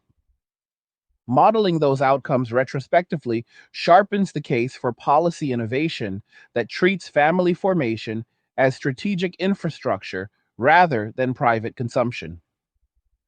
Subsidies that phase in earlier rather than later, housing credits tied to household size, education debt forgiveness linked to family milestones, workplace norms that reward rather than punish career interruptions for parenting. These are not handouts, but investments in demographic stability and long term economic resilience. The women reflecting now often say they would have made different choices if such scaffolding had existed when their decisions were most consequential. Its absence turned what could have been a balanced menu of paths into a narrower set of high stakes gambles. The gamble metaphor captures the mood of many accounts. Life was treated as a series of calculated risks where the upside of career maximization seemed so high that the downside of relational deferral felt acceptable. In hindsight, the probabilities were miscalibrated, not wildly, but enough to produce outsized regret when the dice landed unfavorably. Miscalibration came from incomplete information, social proof that overweight visible winners, and incentive structures that rewarded short term metrics over long horizon ones. Correcting for future cohorts requires flooding the information environment with fuller probability distributions. Show the full range of outcomes, not just the curated successes. Highlight the compounding nature of early family investment. Quantify the optionality preserved by keeping biological windows open longer. Flooding the environment with fuller distributions is exactly what the current wave of testimony is doing. Every detailed account adds another data point to the distribution. Every woman who maps her specific timeline errors contributes to a composite picture that is far more informative than any single inspirational narrative. The composite shows that the high autonomy path produces a bimodal outcome set, substantial fulfillment for those whose temperament and circumstances align perfectly with it, substantial emptiness for those whose temperament and circumstances pull toward relational density. The bimodality was masked for years because the empty side stayed silent out of shame, fear of being labeled regressive, or simple exhaustion. The silence has broken, and the resulting noise is clarifying the true shape of the curve. Clarifying the curve changes how younger women approach the fork. They now enter the decision space with both the carrot of expanded opportunity and the stick of documented risk. The combination produces more granular planning. Some opt for accelerated family timelines paired with entrepreneurial or flexible professional tracks. Others negotiate explicit dual track agreements with partners before marriage. Still others choose deliberate childlessness, but with eyes wide open to the long term solitude implications. The granularity is new. Previous generations operated with far less resolution because the downside data was scarce or suppressed. The data is no longer scarce. The shift from scarce to abundant downside data represents one of the most significant informational pivots of the past decade. It occurred organically through digital platforms that reward candor over polish, allowing raw testimony to reach critical mass faster than traditional gatekeepers could contain it. The platforms themselves are neutral, but the scale of participation turned them into de facto truth engines for this particular question. When tens of thousands of women converge on similar descriptions of the same life arc, pattern recognition becomes unavoidable. The pattern is not universal, exceptions abound, but it is frequent enough to demand explanatory power. Explaining it requires moving beyond individual psychology to the interplay of biology, culture, economics, and incentives that produce the observed distribution. That interplay remains the central puzzle. Biology sets hard constraints on sequencing. Culture shapes which constraints are acknowledged versus minimized. Economics determines which sequences are financially viable. Incentives drive which paths people actually take when trade offs are real rather than theoretical. Misalign any one of those four, and the entire system tilts towards suboptimal outcomes for a large cohort. Realign them, and the system tilts toward greater optionality and lower regret variance. The women whose voices dominate this moment are effectively reverse engineering the misalignment so future alignments become possible. Reverse engineering is slow, messy work. It requires dissecting decisions that felt right in the moment but aged poorly, admitting where external advice failed, and mapping where personal agency could have overridden bad defaults. It requires courage because candor invites criticism from those still invested in the old alignment. Yet the courage is there because the cost of silence has become higher than the cost of speaking. The personal cost of carrying unvoiced regret compounds quietly. The social cost of broadcasting it is finite and often cathartic. The balance has tipped toward broadcasting, and broadcasting produces ripple effects that extend beyond the immediate audience as partners, friends, siblings, parents, all absorb the signal and adjust their own mental models. Some men who had written off partnership reconsider when they hear women explicitly valuing what they once offered. Some parents who push the career first script soften their stance when they see adult children wrestling with the consequences. Some educators and mentors quietly update the advice they give to the next wave of students. Each ripple widens the circle of recalibration.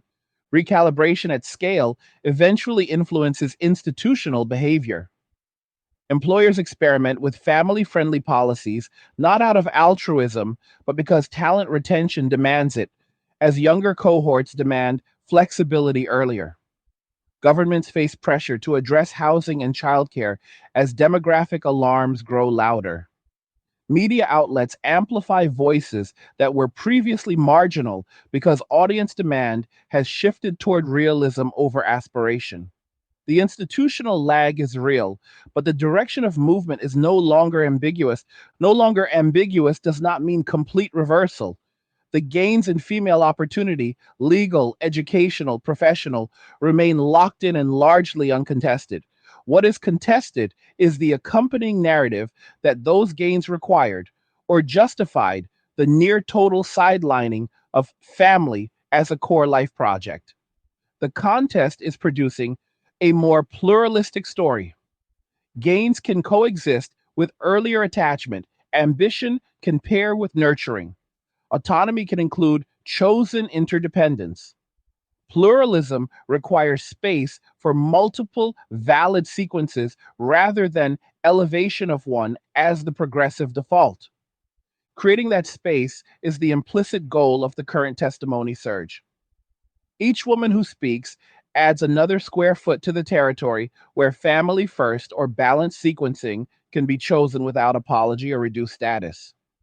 The territory is still small compared to the vast landscape claimed by the old default, but it expands measurably with every viral thread, every podcast episode, every long form essay that refuses to sanitize the experience. Refusal to sanitize is the through line connecting these disparate voices. They do not offer tidy morals or feel good resolutions. They offer unvarnished maps of where the path bent unexpectedly and where it broke entirely.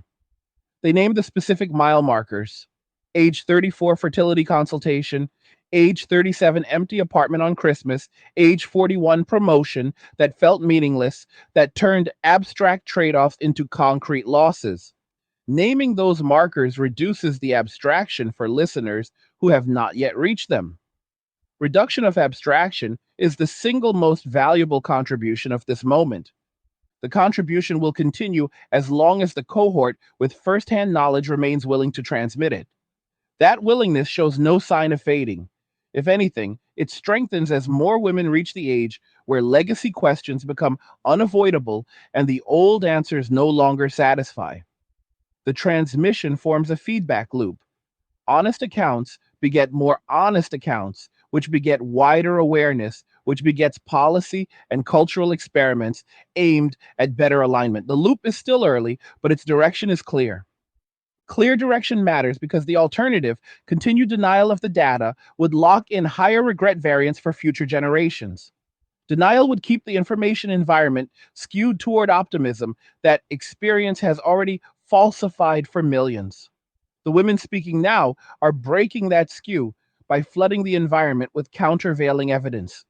Their collective effort is not about winning an argument. It is about raising the signal to noise ratio so the next wave of decision makers can operate with higher fidelity information. A higher fidelity information changes everything. It allows deliberate rather than default choices. It allows sequenced rather than simultaneous maximization attempts. It allows reciprocity rather than unilateral scripts.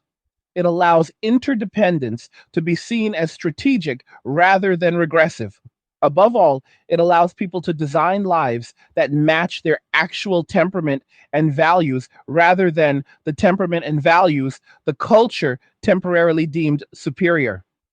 The design process is ongoing and will remain so.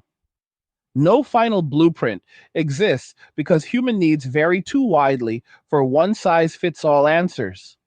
But the current wave is producing the raw material for better personal blueprints, detailed case studies, probability estimates, sequencing templates, reciprocity frameworks, legacy metrics. The material accumulates daily. Younger women and men who engage with it seriously walk away with sharper tools than their predecessors had. Those tools will not eliminate regret entirely. Life resists perfection, but they will compress its range and severity. Compressed regret means more lives that feel internally coherent rather than fragmented. Coherence is the quiet prize at the end of this long public conversation. The women who started it by admitting their own fragmentation are now collaborating to help others avoid the same fate. Their collaboration is informal, decentralized, and relentless. It is also one of the most consequential cultural corrections underway. The surge in these unfiltered testimonies has reached a point where it no longer feels like isolated venting, but like a coordinated audit of an entire era's life planning assumptions. Women who once accepted the premise that personal fulfillment could be engineered primarily through individual output now treat that premise as a hypothesis that failed its real world stress test for a statistically significant portion of the population.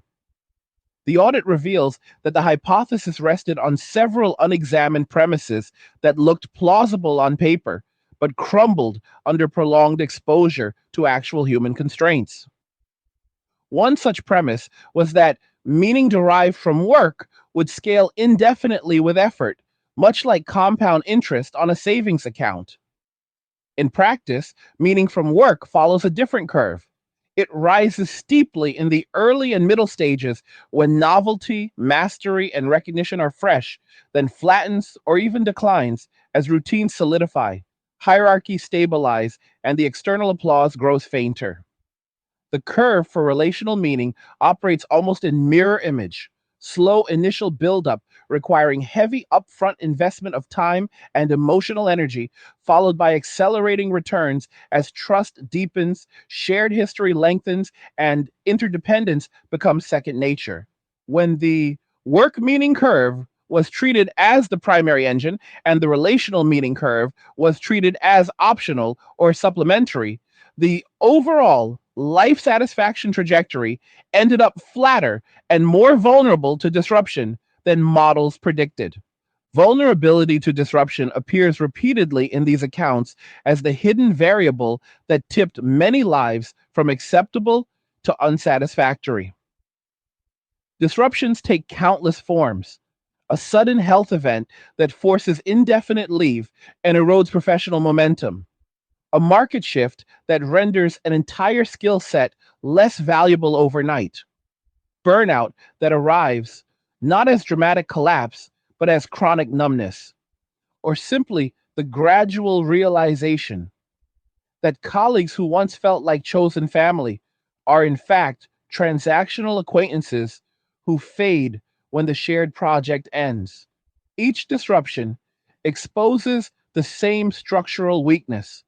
When the majority of identity capital resides in a single domain, any contraction in that domain produces outsized psychological contraction.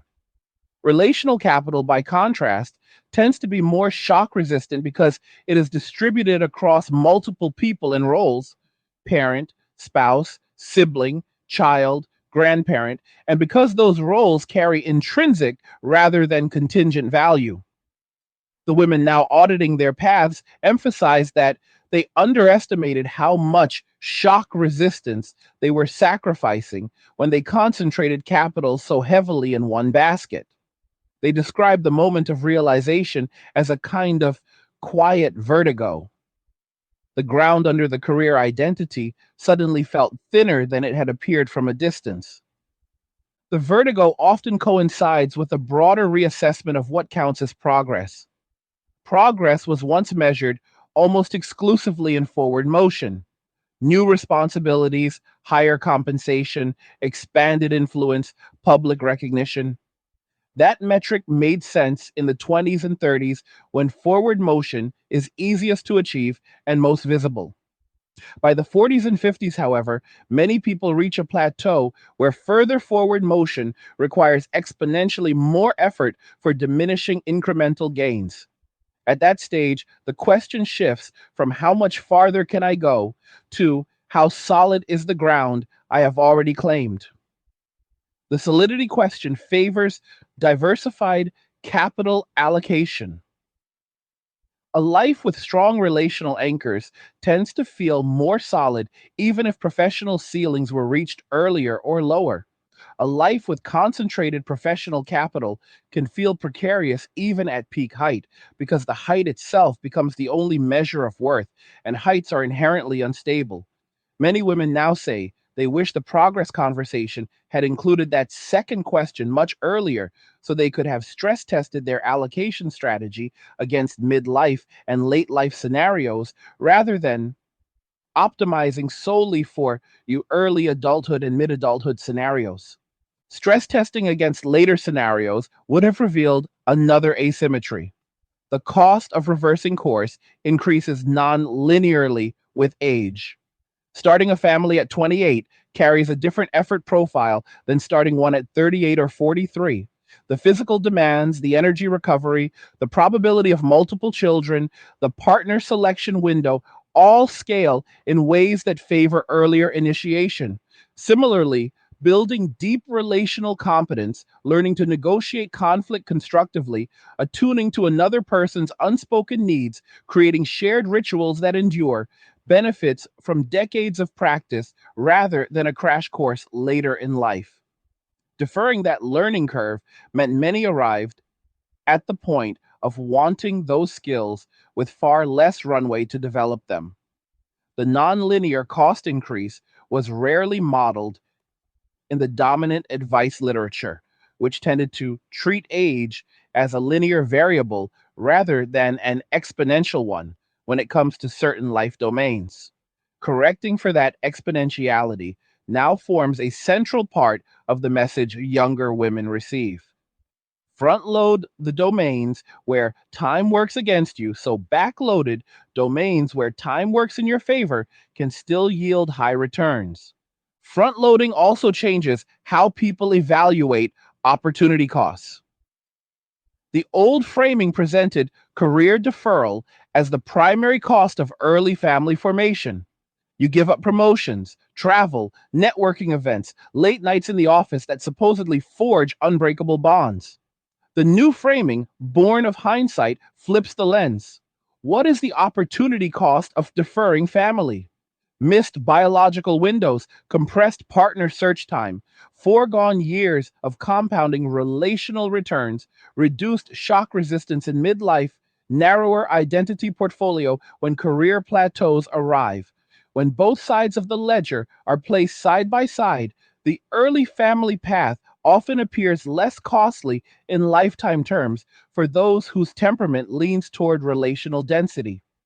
The women auditing their choices now insist that temperament must be factored into the equation far more explicitly than it was. Not everyone thrives on the same allocation strategy. Some temperaments genuinely flourish under high autonomy, low attachment conditions. Others wilt under them. Pretending temperament is irrelevant or malleable through willpower alone produce unnecessary suffering for the latter group. Temperament alignment extends to partner selection as well. Many women now acknowledge that they spent their 20s filtering for partners who mirrored their own high autonomy orientation. Ambitious, independent, low maintenance, allergic to traditional expectations, only to discover later that those same traits made long term interdependence harder to sustain. The mirror filter produced short term compatibility but long term fragility when family goals surfaced. Partners who were equally committed to career primacy often balked at the idea of dialing back their own trajectory to support a primary caregiver role, or they viewed family as a symmetric 50 split that ignored biological asymmetries. The result was either stalled family formation or strained dynamics when one side pushed for more traditional load sharing. Women reflecting now advise younger versions of themselves to screen earlier for complementarity rather than sameness. Seek men whose strengths offset rather than duplicate their own, whose vision of partnership includes provision and protection as valued contributions rather than optional add ons, whose risk tolerance allows for the vulnerability that family building requires. Screening for complementarity preserves optionality without forcing anyone into rigid roles. Preserving optionality is the through line of the revised approach. The old script maximized one form of optionality, professional and geographic mobility, while minimizing another, relational and legacy optionality. The audit concludes that the second form of optionality is more perishable and therefore deserves priority protection during the years when it is most abundant. Once protected, professional optionality can be expanded later with greater leverage, more experience, stronger networks, higher earning power, better negotiating position for flexibility. The sequence reversal: protect relational optionality first, expand professional optionality second, appears to produce lower lifetime regret variance for a large subset of women whose postmortems are now public. The reversal does not require abandoning ambition. It requires reordering it so the most time sensitive ambitions receive the earliest attention. Reordering also applies to financial planning. Many women who deferred family accumulated significant debt through extended education and urban living costs, then found that debt service consumed the margin needed for family formation later. Those who started families earlier often managed with leaner lifestyles, lower debt loads, and earlier entry into dual income stability through partners who prioritized earning. The financial sequencing lesson is stark. Delay high cost credentialing or lifestyle inflation, until after family capital is established. Then use family stability as a springboard for accelerated professional growth. The springboard effect is real. Stable home bases reduce stress, improve focus, and allow longer term risk taking in careers. Women who built the base first report that their career arcs, while slower out of the gate, often caught up or surpassed peers who front loaded everything because they avoided the mid 30s scramble that drained energy and resources.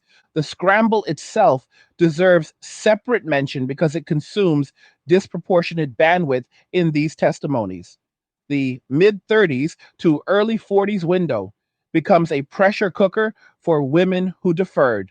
Fertility treatments if conception does not happen quickly, frantic partner search if single, renegotiation of career expectations if children arrive, financial re-engineering to accommodate childcare or lost income, emotional labor to manage disappointment or anxiety.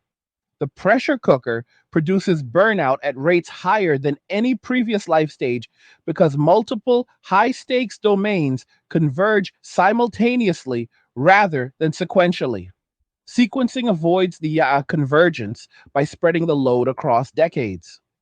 The women who experience the convergence now describe it as the single most exhausting period of their lives, and they warn against it not out of fear of hard work, but out of recognition that simultaneous maximization across domains is a physiological and psychological impossibility for most. Impossibility leads to necessary trade offs, and the audit is ultimately about making trade offs transparent rather than pretending they can be engineered away. Transparency means admitting that choosing early family often means accepting slower professional ascent, lower lifetime earnings in some fields, reduced geographic mobility, and greater exposure to domestic responsibilities. Transparency also means admitting that choosing late or no family often means accepting higher solitude risk, compressed legacy options, greater midlife vulnerability, and reliance on non familial networks for shock absorption. Both sets of trade offs are real. Neither path is cost free. The goal is to enter the choice with both cost sets clearly priced rather than with one set heavily discounted by cultural enthusiasm. Cultural enthusiasm has cooled noticeably as the audit gains traction. The once unquestioned cheerleading for indefinite deferral has given way to more balanced commentary that acknowledges trade offs without moralizing either direction. Influencers who previously promoted the go all in on career model now host episodes exploring balanced sequencing.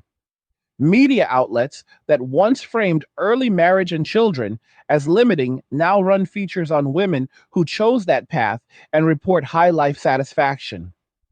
The tonal shift reflects audience demand.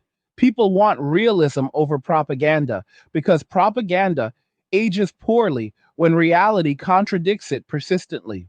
Persistent contradiction has arrived in the form of hundreds of thousands of public accounts that refuse to conform to the old narrative. The refusal forces adaptation across the information ecosystem.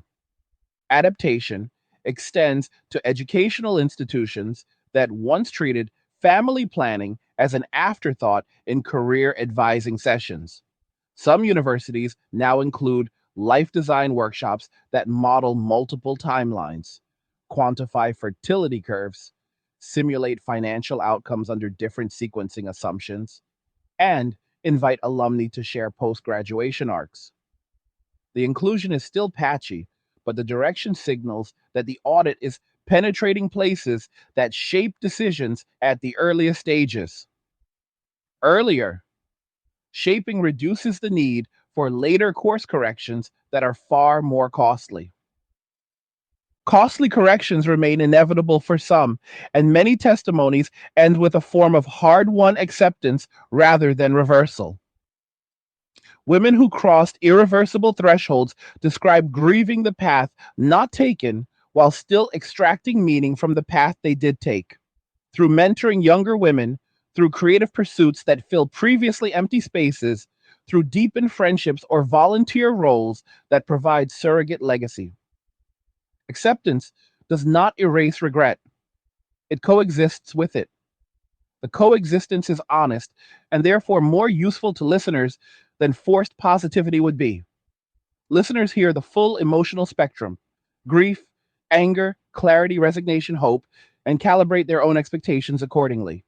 Calibration produces a new baseline optimism, not the boundless optimism of the old script, but a tempered optimism grounded in better information. Younger women now express confidence that they can avoid the convergence trap by sequencing deliberately, screening for complementarity, protecting perishable optionality, and accepting trade offs knowingly. That confidence rests on the archive of lived experience that previous generations lacked. The archive is the most valuable bequest of this moment. The bequest will keep growing as more women reach the reflective stage and add their chapters. Each chapter refines the map, sharpens the warnings, clarifies the viable alternatives. The map is not prescriptive. It does not dictate one correct sequence, but it is descriptive.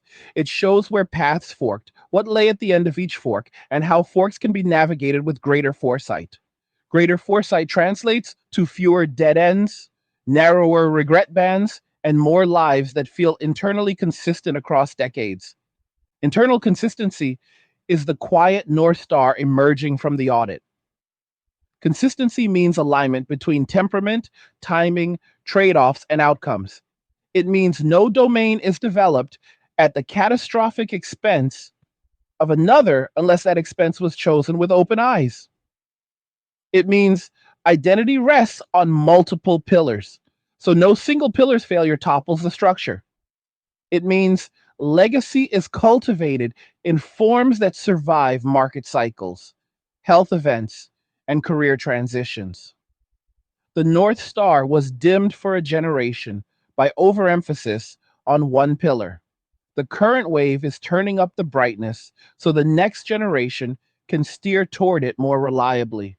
Steering requires practice, and practice requires permission to experiment without shame. Permission is growing as the shame around regret diminishes. Regret is being reframed from personal defect to systemic feedback. Feedback improves systems when it is heeded rather than silenced. The silencing has stopped. The improvement process has begun. The process is uneven, nonlinear, and far from complete. Some institutions will resist longer than others. Some individuals will cling to the old script out of identity investment or ideological commitment. But the weight of lived evidence is heavy, and it keeps accumulating. When evidence accumulates at this scale, it eventually bends the arc of acceptable narratives. The bend is already visible in the language, the questions asked, the advice given, the futures imagined. Imagined futures now include more hybrid designs, accelerated family tracks paired with entrepreneurial or remote professional tracks, partnerships explicitly built around complementary strengths, financial plans that prioritize debt freedom before credential inflation, cultural norms that celebrate both high achieving careers and high investment parenting as valid forms of contribution. The inclusion of hybrid designs expands the feasible set without erasing any previous options. Expansion is the practical outcome of the audit. More paths recognized as legitimate, more sequences treated as strategic, more trade offs priced accurately. Accurate pricing reduces surprise. Reduced surprise reduces regret intensity. The chain is straightforward, and the women whose voices drive this moment are committed to strengthening every link. Their commitment manifests in persistence, showing up week after week, thread after thread, episode after episode, to keep the evidence flowing until the information asymmetry is corrected. Correction does not mean perfection. Life will always include uncertainty, chance, and human fallibility. But correction means fewer avoidable misalignments, fewer lives lived on a single rail, fewer arrivals at midlife, wondering why the promised fulfillment never fully materialized. Fewer arrivals at that particular destination is a meaningful victory, and it is the one these testimonies are collectively pursuing. The pursuit is sustained by a simple insight. People deserve to make major life decisions with access to the full distribution of likely outcomes rather than a curated subset. The full distribution is now available in unprecedented detail. It includes the highs of solitary achievement and the lows of unanticipated solitude. It includes the satisfactions of early family building and the trade offs of slower career ascent. It includes the realities of biological deadlines and male adaptations and economic disincentives. It includes temperament as a variable rather than a footnote. The availability of that distribution changes the game for anyone willing to study it. Study it, they do. Engagement metrics on these accounts, views, shares, comments, bookmarks, show that the audience is large and attentive. Younger women and men consume the material not as entertainment, but as reconnaissance. They treat each testimony as a scout report from territory they will soon enter. The reconnaissance mindset is new and powerful. It replaces blind optimism with informed caution, which in turn replaces reckless deferral with deliberate timing. Deliberate timing is the operational definition of agency in this context. Agency is not doing whatever one wants without constraint. It is choosing among constrained options with the clearest possible view of consequences. The testimonies are collectively manufacturing that clearer view. Manufacturing takes time, repetition, and volume. Volume exists, repetition exists. Time is on the side of persistence. Persistence will eventually normalize the revised assumption. So, family as high priority capital project rather than optional lifestyle add on. Sequencing as core strategy rather than default deferral. Complementarity as smarter partner screening than sameness, interdependence as advanced strength rather than regression, legacy as legitimate metric alongside achievement. Normalization does not happen through decree, but through saturation. Saturation is underway. When saturation reaches critical mass, the old script will no longer be the default background hum. It will become one option among several, defended when chosen, but no longer imposed as the enlightened path. The shift from imposed default to one option among several is the deepest structural change this audit is producing. It restores pluralism to life design after a period of near monoculture. Pluralism benefits everyone. It allows the high autonomy temperament to thrive without guilt. It allows the relational density temperament to thrive without marginalization. It allows hybrids to emerge without apology. It allows men to offer strengths that were previously devalued without being labeled regressive. It allows society to stabilize demographically without coercive measures. Pluralism is the logical endpoint when evidence overrides ideology. Evidence has overridden. The override is incomplete but irreversible. The women who supplied the evidence did so at personal cost. Their cost becomes collective gain if the next wave uses it to steer more accurately. Steering more accurately means more coherence, more resilience, more satisfaction distributed across more lives. That distribution is the ultimate measure of whether the audit succeeds. Success will not be zero regret. Regret is part of being human, but narrower regret, shallower regret, regret that stems from chance rather than miscalibrated assumptions. Narrower and shallower is achievable. The path to it lies in the archive these women are building, one honest account at a time. The archive grows relentlessly. Each edition refines the signal. The signal is clear. The experiment ran. The results varied widely. The variance was underreported. The reporting is now catching up. Catch up creates momentum. Momentum creates change. Change creates better maps. Better maps create better journeys. The journeys ahead will still include wrong turns and unexpected weather, but they will include fewer turns that were predictable from the start, yet taken anyway, because the map was incomplete. Completing the map is the shared project now. Participation is voluntary, open source, and accelerating. The acceleration promises a future where life design is treated with the seriousness it deserves, seriousness that matches the stakes of decades long consequences. Seriousness does not preclude joy or ambition or freedom. It simply insists that joy, ambition, and freedom be pursued with open eyes rather than closed ones. Open eyes see trade offs. Trade offs respected lead to choices owned. Choices owned lead to lives that feel authored rather than accidental. Authored lives are the quiet ambition behind every testimony in this wave. The women who speak do so to hand the pen to those coming after them. The pen is heavier now, laden with data, patterns, probabilities, warnings, but it writes clearer lines. Clearer lines mean fewer erasures, fewer restarts, more continuity between beginning and end. Continuity between beginning and end is what many say they missed most. They built impressive beginnings. The endings felt disconnected from those beginnings. The disconnection was not inevitable. It was engineered by incomplete information and misordered priorities. Correcting the engineering is the work of this moment. The work continues because the cohort with firsthand knowledge is still in its prime speaking years. Prime speaking years coincide with peak audience receptivity among those who need the information most. The coincidence is fortunate and fleeting. The information flows while the window remains open, and when the window closes, the archive will remain. Archives endure. They inform long after the voices fall silent.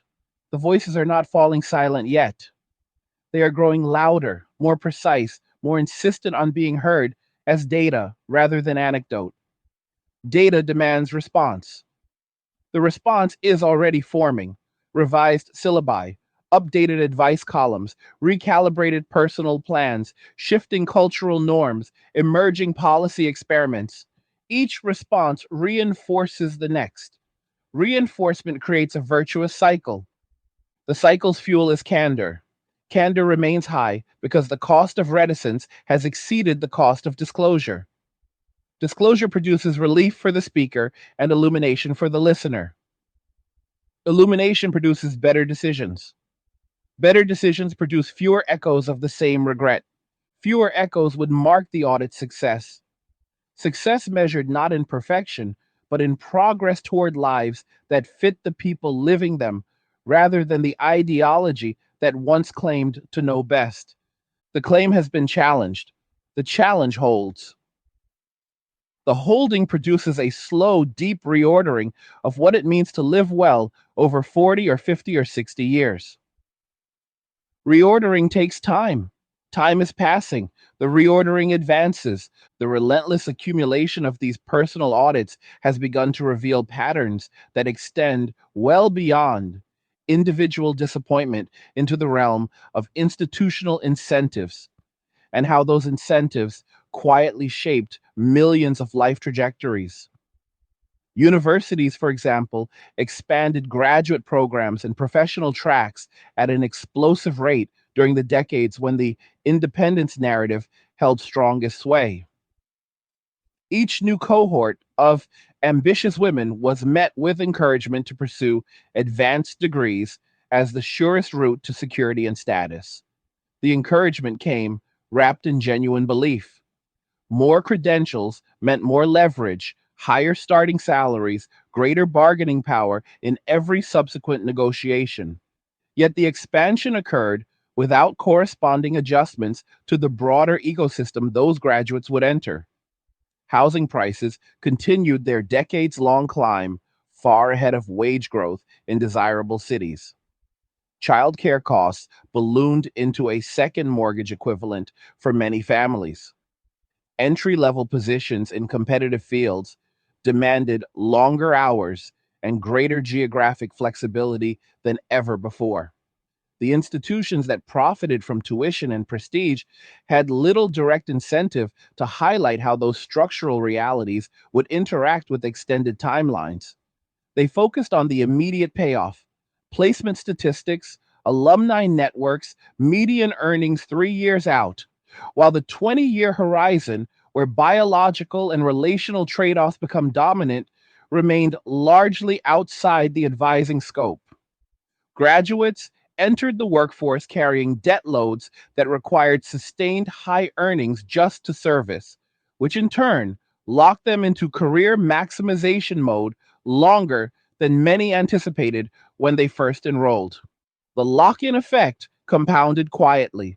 Each year of debt repayment pushed family considerations another 12 months down the road until the road itself narrowed to a single lane. Corporate human resources departments played a parallel role by designing performance systems that rewarded constant availability and visible output over sustainable balance. Annual reviews, promotion criteria, bonus structures, and leadership track pipelines all tilted toward metrics easiest to measure in the short term. Billable hours, project completions, client wins, team size managed, metrics that capture long term relational investment, emotional presence with a spouse, consistent involvement in a child's development, maintenance of extended family ties, do not appear on any dashboard. When the system only measures what it can quantify quickly, people optimize for the measured variables and deprioritize the unmeasured ones. The deprioritization was not laziness or short sightedness, it was rational adaptation to the incentive structure presented. Women who excelled under those structures received promotions, raises, and public praise, which reinforced the behavior loop. The loop continued until midlife arrived, and the unmeasured variables suddenly demanded attention, only to reveal that decades of optimization had left those variables underdeveloped or atrophied.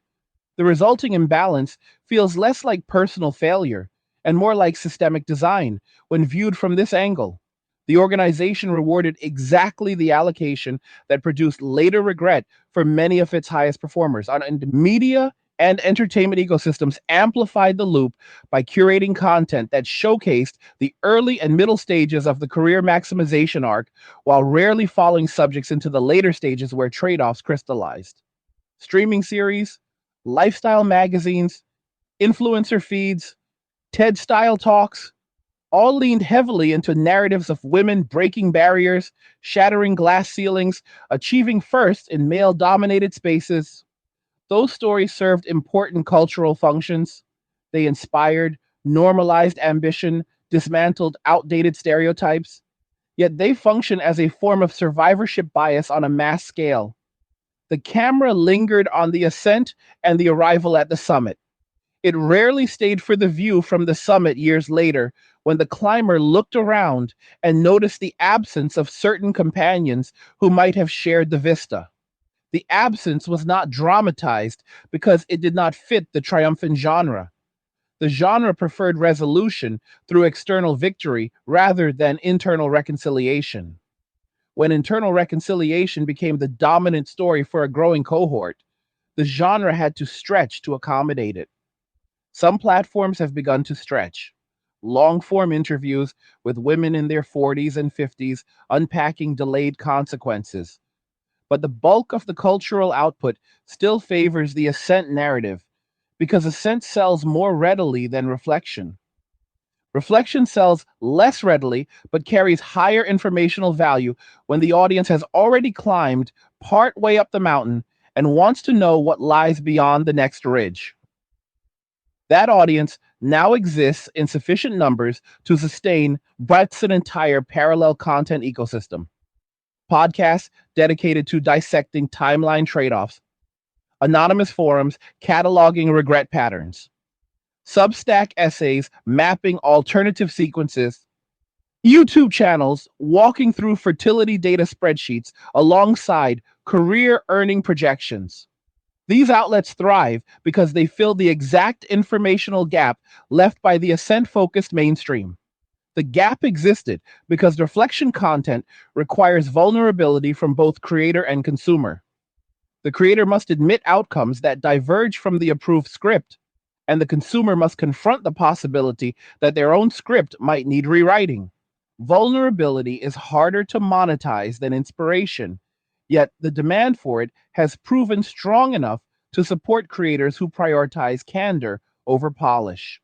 The result is a feedback mechanism that continuously refines the collective understanding of which sequences produce stable satisfaction and which produce brittle success. Brittle success describes the condition where external markers remain impressive while internal stability erodes. Many women describe reaching a point where their LinkedIn profile or tax returns looked enviable, but their private hours felt hollow. The hollowness stemmed from a lack of practices that generate endogenous meaning, meaning that arises from within the activity itself rather than from external validation. Parenting generates endogenous meaning through the daily feedback loop of care and response, growth observed in real time, unconditional attachment that persists regardless of performance. Long term partnership generates it through accumulated shared competence in navigating life's ordinary frictions.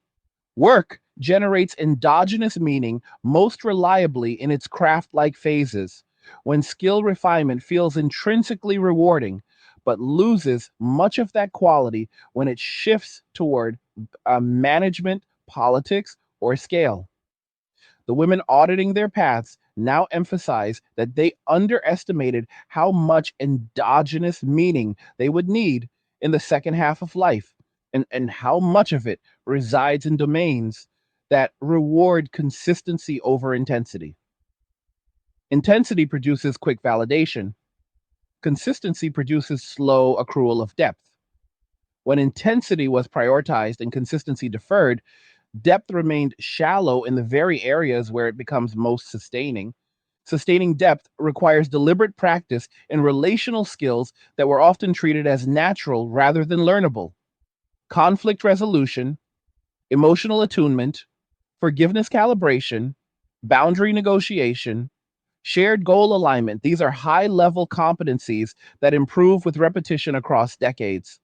Starting that practice at 25 allows 40 years of refinement. Starting it at 40 allows perhaps 20 with less physical and emotional resilience to absorb early mistakes. The practice gap compounds because relational competence influences partner selection, parenting effectiveness, friendship durability, and even workplace leadership in subtle ways. Women who deferred relational practice often found themselves playing catch up in a domain where early starters had already lapped them multiple times. The catch up felt exhausting because adult learning curves in emotional domains are steeper when baseline habits are already set. Many now advocate treating relational skill building as parallel curriculum to professional skill building. Invest in both tracks simultaneously so neither falls critically behind. Parallel investment also mitigates the risk of overspecialization. Professional overspecialization produces narrow expertise that commands high pay but limits adaptability when industries contract or personal priorities shift. Relational overspecialization is rarer because most people maintain some baseline competence through family of origin experience. Yet, deliberate underinvestment in adult relational domains creates a comparable vulnerability. The women who speak most urgently about this point describe a midlife pivot where they suddenly needed to master skills they had assumed would develop organically. How to build trust quickly in dating after years of self sufficiency. How to co parent effectively without prior modeling. How to repair ruptures in friendships strained by long absences. The pivot required humility and effort at a life stage when energy was already taxed by career demands or health concerns. Parallel investment earlier would have distributed the learning load across lower stakes years, leaving more bandwidth for mastery when stakes rose. Mastery in any domain requires low stakes repetition, and low stakes years are disproportionately concentrated in the 20s and early 30s. Those years offer the luxury of trial and error without catastrophic consequences. Errors in dating teach compatibility patterns. Errors in communication teach repair strategies. Errors in boundary setting teach self advocacy.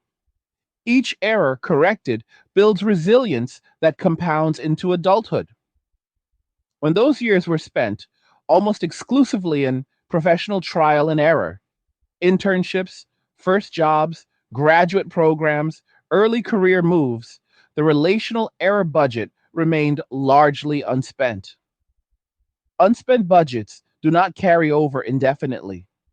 They expire as social circles solidify, dating pools shrink, and personal habits harden. The expiration date arrived for many before the relational budget had been meaningfully drawn upon. The resulting scramble to spend it quickly produced higher failure rates and greater emotional costs than gradual expenditure would have. Gradual expenditure also aligns better with biological rhythms. Fertility and physical vitality peak in the 20s and early 30s, exactly when relational experimentation is safest and most fruitful. Career leverage peaks later, mid 30s through 50s, when experience, judgment, and networks confer compounding advantages. Aligning high vitality years with high experimentation domains and high leverage years with high stakes domains minimizes friction between biology and ambition. Misalignment, high stakes relational work in low vitality years creates unnecessary drag. The drag manifests as fatigue, reduced success probability, heightened anxiety, and narrower margins for error. Many women now frame their primary advice as alignment engineering. Match domain demands to life phase resources rather than forcing mismatched resources to meet domain demands. Alignment engineering requires rejecting the myth of equal interchangeability across decades. The myth asserted that any life domain could be deferred or accelerated without differential cost because human capacity was assumed to be roughly constant or even improving with time. Experience falsified the assumption. Capacity changes, sometimes dramatically, across phases. Cognitive speed peaks early, crystallized intelligence peaks later. Physical recovery slows. Emotional regulation often improves with practice but requires practice. Energy for novelty seeking declines, while energy for depth seeking rises. Ignoring those phase specific shifts produced plans that looked elegant on spreadsheets but strained in execution. Elegant plans that strain in execution generate regret when the strain becomes chronic. Chronic strain erodes resilience faster than acute strain because recovery windows shrink. The women whose audits highlight this pattern urge younger planners to build phase aware calendars, allocate high novelty work to high energy phases, high depth work to high maturity phases, high risk work to high resilience phases, high risk relational work, starting a family, committing long term, navigating early parenthood carries the highest phase specific cost when deferred past optimal windows. The cost is not merely statistical, it is experiential. Starting earlier allows more years of shared growth with children, more shared decades with a partner, more accumulated family stories before health or mobility limitations intervene. Starting later compresses those years, raises complication risks, reduces margin for relational learning. Compression feels like time scarcity even when calendar time remains abundant. Scarcity perception drives urgency, which drives poor decisions under pressure. Pressure compounds when multiple compressed domains converge: fertility, partnership, career adjustment, financial rebalancing. Convergence under pressure is the scenario most frequently cited as the turning point where life began to feel unmanageable rather than merely challenging. Unmanageable scenarios are preventable through proactive divergence. Separate the domains temporally so convergence never occurs. Divergence requires earlier commitment to at least one high priority domain. Commitment feels risky in the 20s because it appears to foreclose other options. Yet the opposite is often true. Early commitment to relational priorities preserves professional optionality later because family stability provides a secure base for career pivots, risk taking, or even sabbaticals. Late commitment to relational priorities forecloses biological optionality and compresses professional optionality under simultaneous pressure. The risk calculus flips when viewed across full lifespans rather than snapshot moments. Flipping the calculus changes the perceived safety of early commitment from conservative to strategic. Strategic early commitment does not mean rigid traditionalism. It means intentional prioritization of the most perishable resources: fertility, partner search window, relational learning runway, while leveraging the least perishable resources: accumulated experience, financial discipline, professional reputation for later amplification. Amplification works best from a stable platform. Stability in human systems comes from diversified attachments more reliably than from diversified investments alone. Attachments provide emotional hedging against career volatility, health volatility, market volatility. When attachments were diversified early, the hedging effect proved robust. When they were concentrated late or left sparse, volatility hit harder. Harder hits produce longer recovery periods. Recovery from relational sparsity requires rebuilding trust networks, relearning interdependence, reestablishing identity beyond work. The rebuilding process consumes years that could have been spent enjoying the fruits of earlier investment. Many women describe wishing they had accepted a slower professional ramp in exchange for faster relational ramp because the relational ramp yielded higher sustained well-being even when professional peaks were lower or later. The exchange feels counterintuitive in cultures that equate well-being with external markers, yet the testimonies converge on the same conclusion. Internal markers, depth of connection, sense of continuity, resilience to disruption, predict long term satisfaction more accurately than external markers once basic needs are met. Predictive power shifts the advice paradigm from aspiration maximization to satisfaction optimization. Optimization requires weighting variables by their actual contribution to the outcome rather than by their visibility or social prestige. Connection and continuity contribute heavily. Visibility and prestige contribute less once threshold levels are achieved. Weighting accordingly produces plans that front load connection building and continuity building while allowing visibility and prestige to accrue as byproducts rather than primary targets.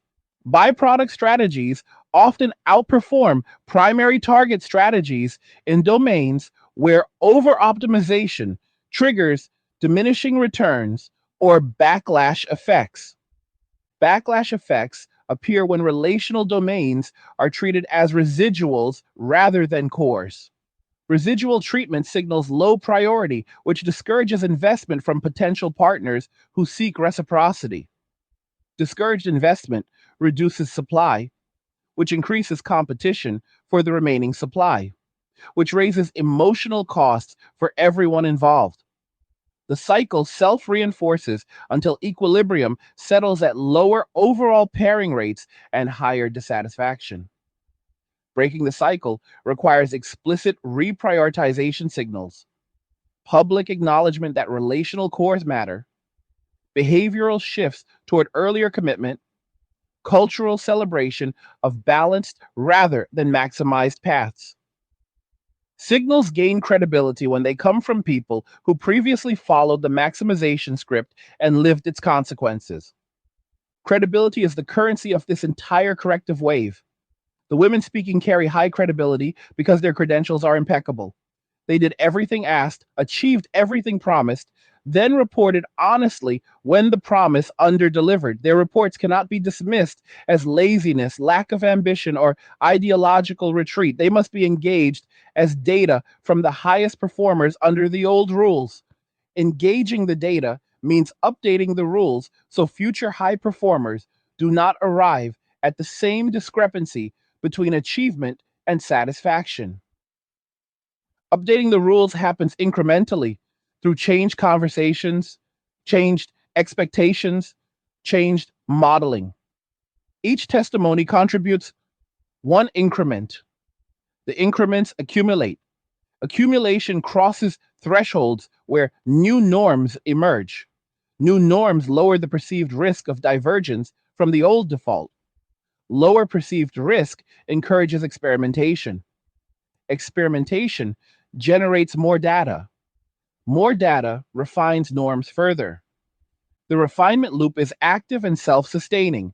It will continue until the discrepancy between external achievement and internal satisfaction narrows to levels consistent with realistic human variability rather than systemic misalignment. Narrowing requires persistent pressure from lived experience.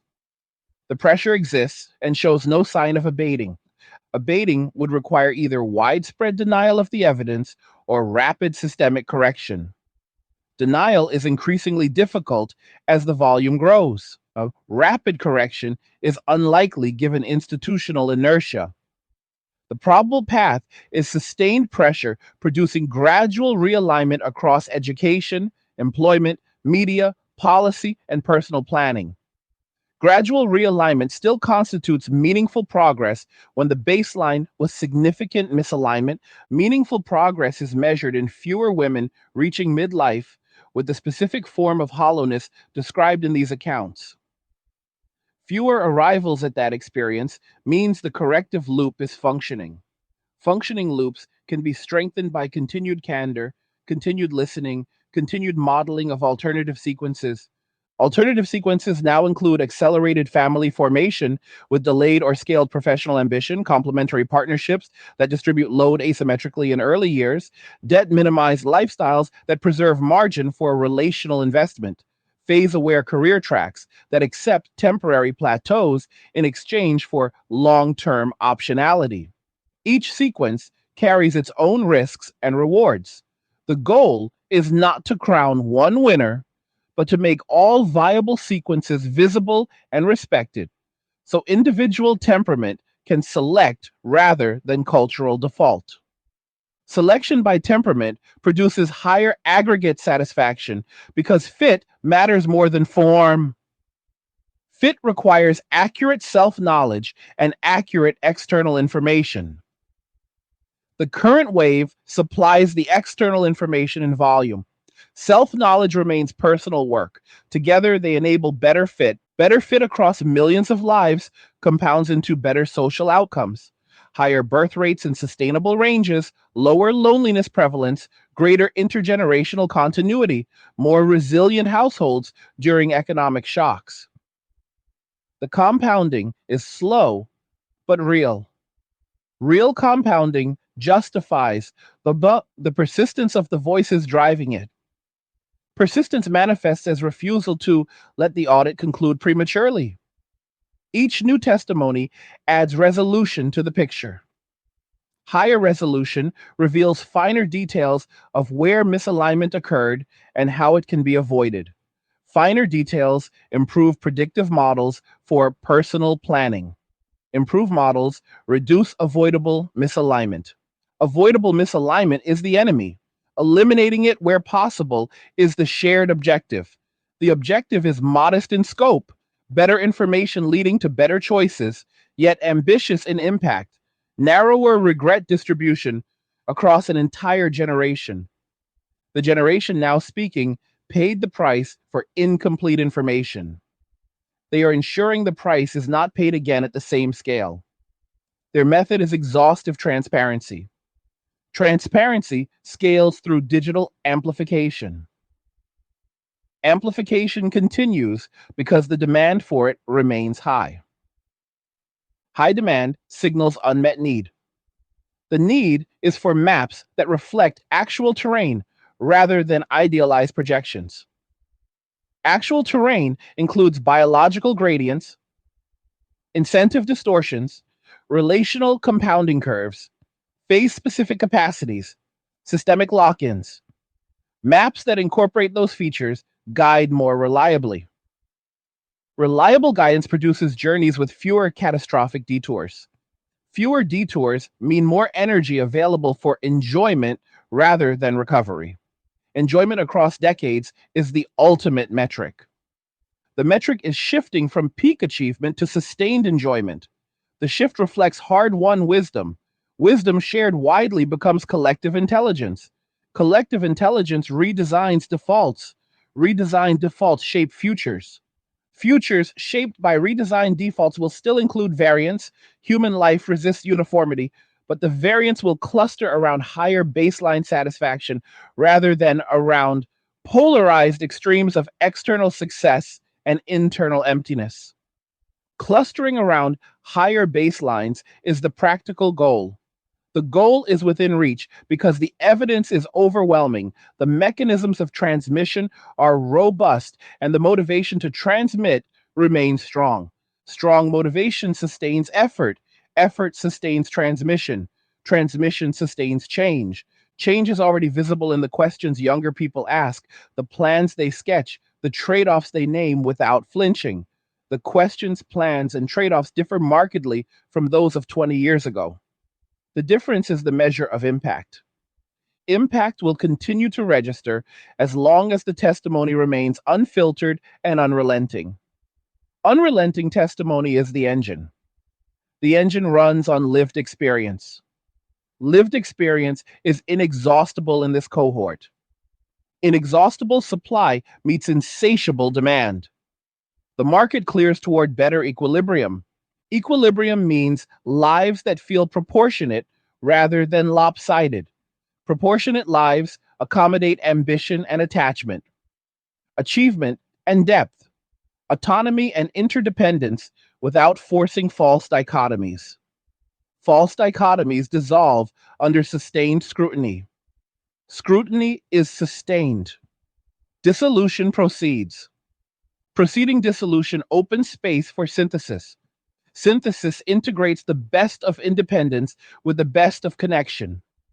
Integration produces resilience that neither pole alone can match. Resilience is the prize. The prize was mispriced in the old accounting. The new accounting corrects the price. Corrected price changes behavior. Changed behavior changes outcomes. Outcomes improve incrementally. Incremental improvement compounds. Compounding produces transformation that looks revolutionary in retrospect but feels evolutionary in process. The process is evolutionary. Evolution favors adaptation. Adaptation here means incorporating feedback from the largest real time experiment in life design ever conducted. The experiment's results are in, the feedback loop is live, the adaptation is underway. Underway adaptation will define the next half century of gender dynamics, family formation, career sequencing, and cultural expectations around fulfillment. The definition is being written in real time by the very people who lived the previous draft's consequences. The revisions are careful, evidence based, and increasingly influential.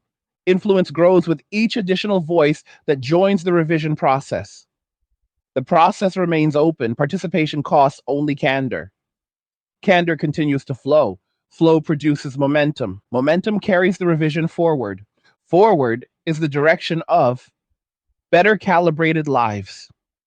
The relentless forward motion of this collective examination has now reached a stage where the focus shifts from diagnosing the original misalignment to mapping the precise contours of what a recalibrated equilibrium might actually look like in practice for individuals, couples, and the broader social fabric.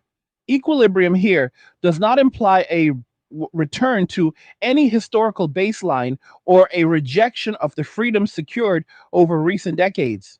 It means constructing arrangements that allow both high personal agency and high relational density to coexist without one systematically cannibalizing the other. The women whose testimonies form the backbone of the shift describe equilibrium as a state in which career ambition operates as a powerful engine, but one that runs on rails laid by prior commitments to family and partnership rather than as an unbounded force that dictates every subsequent decision. In this configuration, professional success becomes a means of enhancing family security through better housing, education funding, healthcare access, or simply the peace of mind that comes from diversified income streams, rather than the sole arbiter of identity and worth. The inversion feels radical only because the previous default treated professional success as the primary identity container. When family and partnership reclaim primacy in the sequencing hierarchy, professional success slots into a supporting role that amplifies rather than supplants. Amplification through support rather than replacement requires explicit architectural choices early in adulthood. Couples who achieve this often negotiate what might be called load sharing covenants before major commitments are made. These covenants outline how provider and nurturer roles will flex across different life phases. One partner may carry the majority of external earning responsibility during peak fertility and early child rearing years, while the other focuses on domestic continuity and child development, with roles reversing or equalizing later when children gain independence and career leverage peaks for the primary earner. The covenants succeed when they are treated as living documents rather than rigid contracts, reviewed annually, adjusted for health changes, market conditions, or evolving preferences, yet anchored in the principle that both partners view mutual provision as a shared asset rather than a zero sum obligation. Women who have observed or entered such arrangements report that the key ingredient is preemptive clarity about phase specific contributions rather than vague promises of equality at every moment. Clarity prevents the resentment that builds when unspoken expectations collide with reality. When both parties enter with eyes open to the fact that perfect symmetry is impossible during certain windows, they can instead aim for equity across the full arc, where one phase's sacrifice funds the next phase's freedom. Freedom funded by earlier sacrifice represents one of the most consistent themes in accounts of women who avoided the convergence trap. Those who started families in their mid to late 20s while maintaining part time freelance or entrepreneurial professional involvement describe arriving in their 40s with children nearing independence, mortgages paid down faster through dual but asymmetrical incomes, and career options that suddenly expanded because they were no longer racing against a closing biological clock. The expansion manifests as ability to accept higher risk opportunities, relocate for better positions, pursue passion projects, or even step back entirely without financial panic. The women emphasize that this late blooming professional freedom feels qualitatively different from the freedom experienced by peers who delayed everything. It arrives with a sense of having already secured the non negotiable elements of life: children raised, partnership seasoned, household established, rather than with a nagging awareness that those elements remain pending or permanently out of reach. The qualitative difference compounds into higher baseline contentment because the mind is freed from chronic scarcity thinking and redirected toward abundance oriented pursuits. Abundance orientation emerges as a direct byproduct of early relational investment. When the foundational layers of attachment and continuity are laid during high vitality years, the psychological bandwidth available for creativity, risk taking, and even professional innovation increases rather than decreases. The women who followed this path report sharper focus in their work because home life provides a stable recharge rather than a competing stress vector. They describe decision making that feels less reactive and more strategic because the worst case scenario, no partner, no children, solo aging, has been largely neutralized through prior choices. Neutralization of worst case scenarios liberates cognitive resources that were previously tied up in low grade anxiety about future solitude or legacy voids. Liberated resources translate into higher performance across domains, including the very careers that were intentionally paced slower in earlier phases. The irony is sharp. Deliberate downshifting in the 20s and 30s often produces higher lifetime career satisfaction and even higher cumulative earnings for those who maintain consistent effort because the downshift preserves the energy and clarity needed to capitalize on later opportunities. Capitalizing on later opportunities also benefits from the social capital accumulated through family networks. Extended family, school communities, neighborhood ties, and parent groups form organic support webs that reduce isolation during career transitions, health challenges, or economic downturns.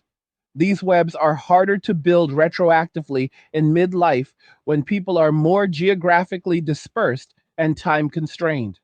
Early family formation tends to root individuals in communities longer, creating denser networks that provide practical help, childcare swaps, job referrals, emergency housing, emotional scaffolding, without the transactional feel of professional networking. Dense networks act as a form of informal insurance that complements rather than replaces financial insurance. Women who invested early in these networks described them as the hidden multiplier that turned modest incomes into resilient lifestyles. The multiplier effect is particularly pronounced during crises: a sick child cared for by grandparents, a layoff buffered by spouse income and community meals, a career pivot supported by local connections. Crises that would have felt catastrophic under solo conditions become manageable when the load is distributed across a pre existing lattice of relationships.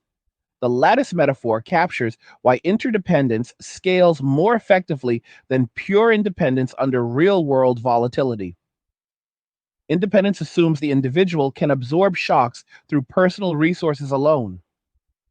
Interdependence assumes shocks are better weathered when distributed across multiple load bearing points. The women auditing their paths now view pure independence as a high variance strategy. Brilliant upside in stable conditions, but severe downside when volatility strikes, while calibrated interdependence emerges as lower variance and therefore more rational for most temperaments. Calibration means selecting partners and communities that match one's values around reciprocity and contribution rather than defaulting to maximum autonomy. Matching requires earlier and more intentional social sorting than the previous generation typically practiced.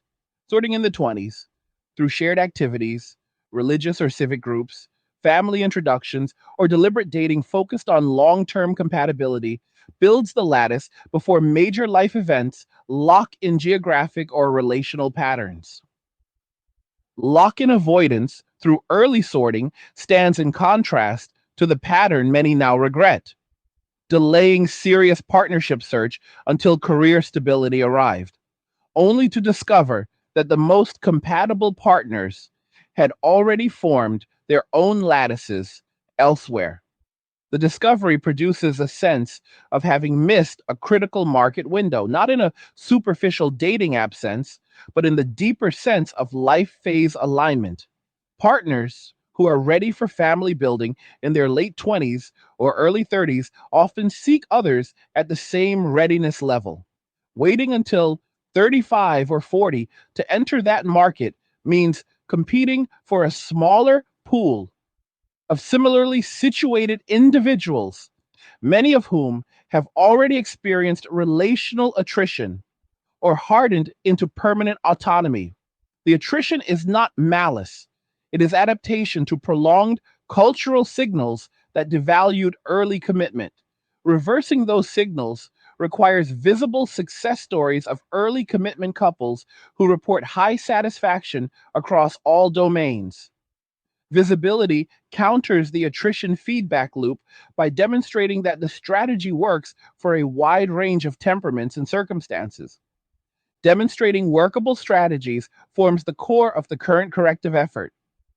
Each woman who shares a positive counterexample, early family plus sustained or accelerated career, complementary partnership plus mutual fulfillment, paced ambition plus deep attachment, adds another proof point that the old binary of career versus family was a false choice constructed by incomplete modeling rather than an inherent trade off.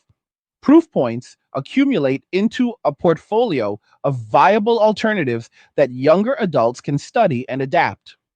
The portfolio approach replaces the previous monoculture with biodiversity, multiple life designs thriving in parallel rather than one dominant design crowding out the rest.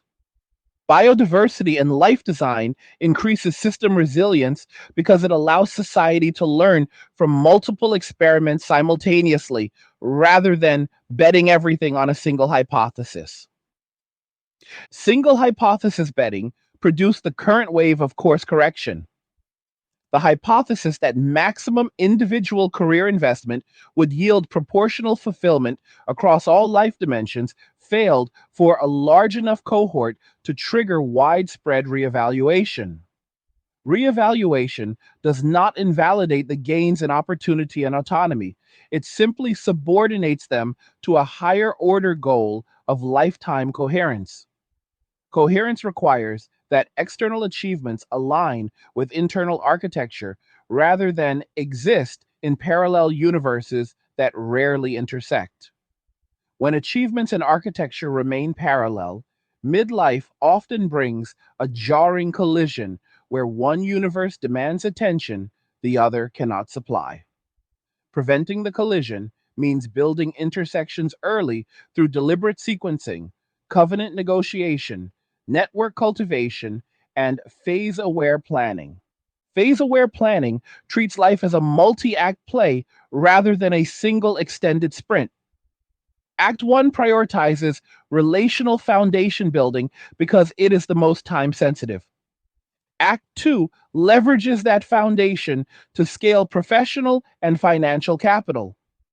Act 3 harvests the compounded returns from both, enjoying adult children, grandparent roles, career mastery, financial independence, community leadership, while absorbing fewer shocks because the foundation remains solid. The 3-act structure feels intuitive, once articulated, yet revolutionary when contrasted with the previous single act sprint model that extended indefinitely until burnout or regret intervened. Women who adopted the 3-act framework earlier report smoother transitions between acts because each act prepared the ground for the next rather than competing with it. Competition between acts created unnecessary friction that the current testimonies seek to eliminate. Eliminating friction means normalizing pauses, pivots, and asymmetrical contributions without framing them as failures. A pause for early child rearing is reframed as strategic investment rather than derailment. A pivot to part time work during high domestic demand years is reframed as load balancing rather than retreat. Asymmetrical contributions during certain phases are reframed as temporal equity rather than permanent inequality. Reframing requires cultural permission structures that celebrate the full arc rather than fetishizing constant forward motion. Permission structures are shifting as more women publicly model the reframed narratives and report higher satisfaction as a result. Higher satisfaction serves as the ultimate validator. When women who sequenced relationally first consistently report greater long term contentment than those who sequenced professionally first, even when the latter achieved higher peak earnings or status, the data speaks louder than ideology. The data is not universal. Exceptions exist on both sides. But the central tendency is strong enough to justify updating the default advice given to young adults. Updated advice emphasizes running personal simulations, model your likely temperament, project biological and economic constraints, estimate relational compounding rates, calculate phase specific opportunity costs, then select the sequence that optimizes for your weighted satisfaction function rather than for external applause or short term prestige. Personal simulations require tools that previous generations lacked. Today's tools include fertility trackers, financial modeling apps, relationship compatibility frameworks, long term life planning spreadsheets shared in online communities, and access to thousands of real time case studies. The toolkit lowers the information barrier that once forced reliance on optimistic generalizations. Lower barriers enable sharper decisions. Sharper decisions cluster outcomes around higher satisfaction bands. Clustering around higher satisfaction bands represents the macro payoff of this micro level corrective wave. When millions of individual decisions shift toward better alignment, aggregate indicators, birth rates, loneliness indices, intergenerational wealth transfer, household resilience begin to improve without top down mandates. Improvement through decentralized alignment proves more durable than improvement through centralized policy because it rests on voluntary buy in rather than coercion. Voluntary buy in grows when visible outcomes reinforce the choice. Reinforcement creates a positive feedback loop that self sustains once critical mass is reached. Critical mass appears closer with each passing year as the cohort of reflective women expands and the cohort of receptive younger adults grows. The expansion and growth create a generational handoff where lived wisdom transfers before the wisdom holders age out of influence. The handoff is not formal. It is organic through digital platforms, family conversations, mentorship, and cultural seepage. Organic transfer has higher fidelity than institutional transfer because it carries emotional weight and contextual nuance that curricula often strip away.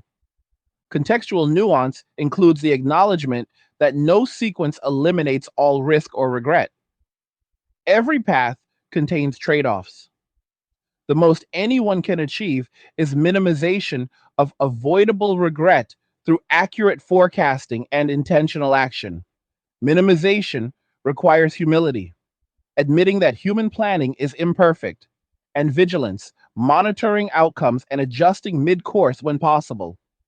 Humility and vigilance together form the mindset that the current testimonies seek to instill. Instilling that mindset represents the deepest legacy of this moment, not a specific life script, but a decision making posture. Treat major life domains as interconnected capital accounts requiring balanced allocation, phase aware sequencing, and continuous recalibration. The posture shifts the locus of control from external validation to internal coherence. Internal coherence produces resilience that survives external shocks. Resilience across millions of lives strengthens the social fabric in ways that raw economic output never could.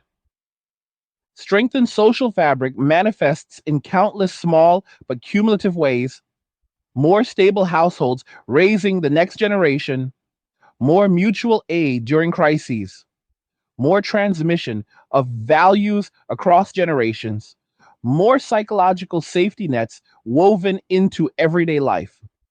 These manifestations are quiet compared to headline achievements, yet profound in their durability. Durability matters more in the long run than flash. The long run is where this corrective effort aims its focus. Short run metrics, degrees earned, titles attained, dollars accumulated, remain important but subordinated to long run metrics. Relationships sustained, children launched successfully, personal integrity maintained, contentment preserved through volatility. Subordination does not diminish the short run pursuits. It contextualizes them within a larger architecture designed for endurance. Endurance architecture requires maintenance. Maintenance means periodic audits, not just individual but collective, where assumptions are stress tested against emerging evidence. The current wave is one such audit. Future waves will follow as new cohorts encounter new conditions. The habit of auditing prevents ossification of any single script. Prevention of ossification keeps the cultural conversation dynamic. Dynamic conversation allows adaptation to technological, economic, and demographic shifts that no generation can fully predict. Adaptation ensures that life design remains fit for purpose rather than locked into outdated assumptions. Purpose here is singular, enabling people to live in ways that feel internally consistent and externally sustainable across full lifespans. Consistency and sustainability are twin goals that the previous default often decoupled. Recoupling them through deliberate sequencing, reciprocal partnerships, diversified capital allocation, and phase aware planning restores the linkage. Restored linkage produces lives that feel whole rather than partitioned. Wholeness is the quiet aspiration that threads through every testimony in this expansive reflection. The aspiration is modest yet profound, to reach the end of the arc without looking back and wondering why the pieces never quite fit together. The pieces fit better when assembled with foresight. Foresight comes from evidence. Evidence is now abundant. Abundance changes choices. Changed choices change trajectories. Changed trajectories change the collective story. The collective story is being rewritten in real time. The rewrite is neither nostalgic nor utopian. It is pragmatic, evidence driven, and relentlessly focused on reducing unnecessary human cost. Reducing unnecessary cost is the final measure of whether this long public conversation has been worthwhile. Cost reduction shows in narrower regret ranges, higher baseline contentment, more resilient households, and greater intergenerational continuity. Those indicators are moving in the desired direction. Movement in the desired direction justifies the persistence. Persistence ensures the movement continues. Continuation guarantees that future generations inherit better maps, sharper tools, and clearer sightlines. Clearer sightlines illuminate paths that were once obscured. Illuminated paths invite confident travel. Confident travel produces more satisfying arrivals. Satisfying arrivals are the point. The point has been clarified through thousands of voices speaking in unison about what satisfaction actually requires over decades rather than years. The requirement is balance, not perfect symmetry, but thoughtful allocation across time sensitive and time advantaged domains. Thoughtful allocation honors biology, incentives, temperament, and evidence simultaneously. Honoring those factors together constitutes wisdom. Wisdom distilled from lived experience becomes the inheritance passed forward. The inheritance is rich. It includes permission to prioritize differently, tools to model consequences accurately, examples of successful alternatives, and a cultural climate increasingly receptive to realism over ideology. Receptivity to realism marks the deepest shift. Realism allows trade offs to be named without shame. Naming without shame allows choices to be owned without apology. Ownership without apology produces authenticity. Authenticity across millions of lives creates a society more comfortable in its own skin, less performative, more grounded, more durable. Durability is the ultimate legacy of this corrective moment. The moment will pass. The durability it fosters will remain. Remaining durability ensures that the lessons endure beyond the generation that paid for them. Endurance beyond payment is the truest form of justice. Justice here is simple. No more generations forced to discover the same hard truths through the same hard experience. Discovery through shared evidence rather than solitary trial.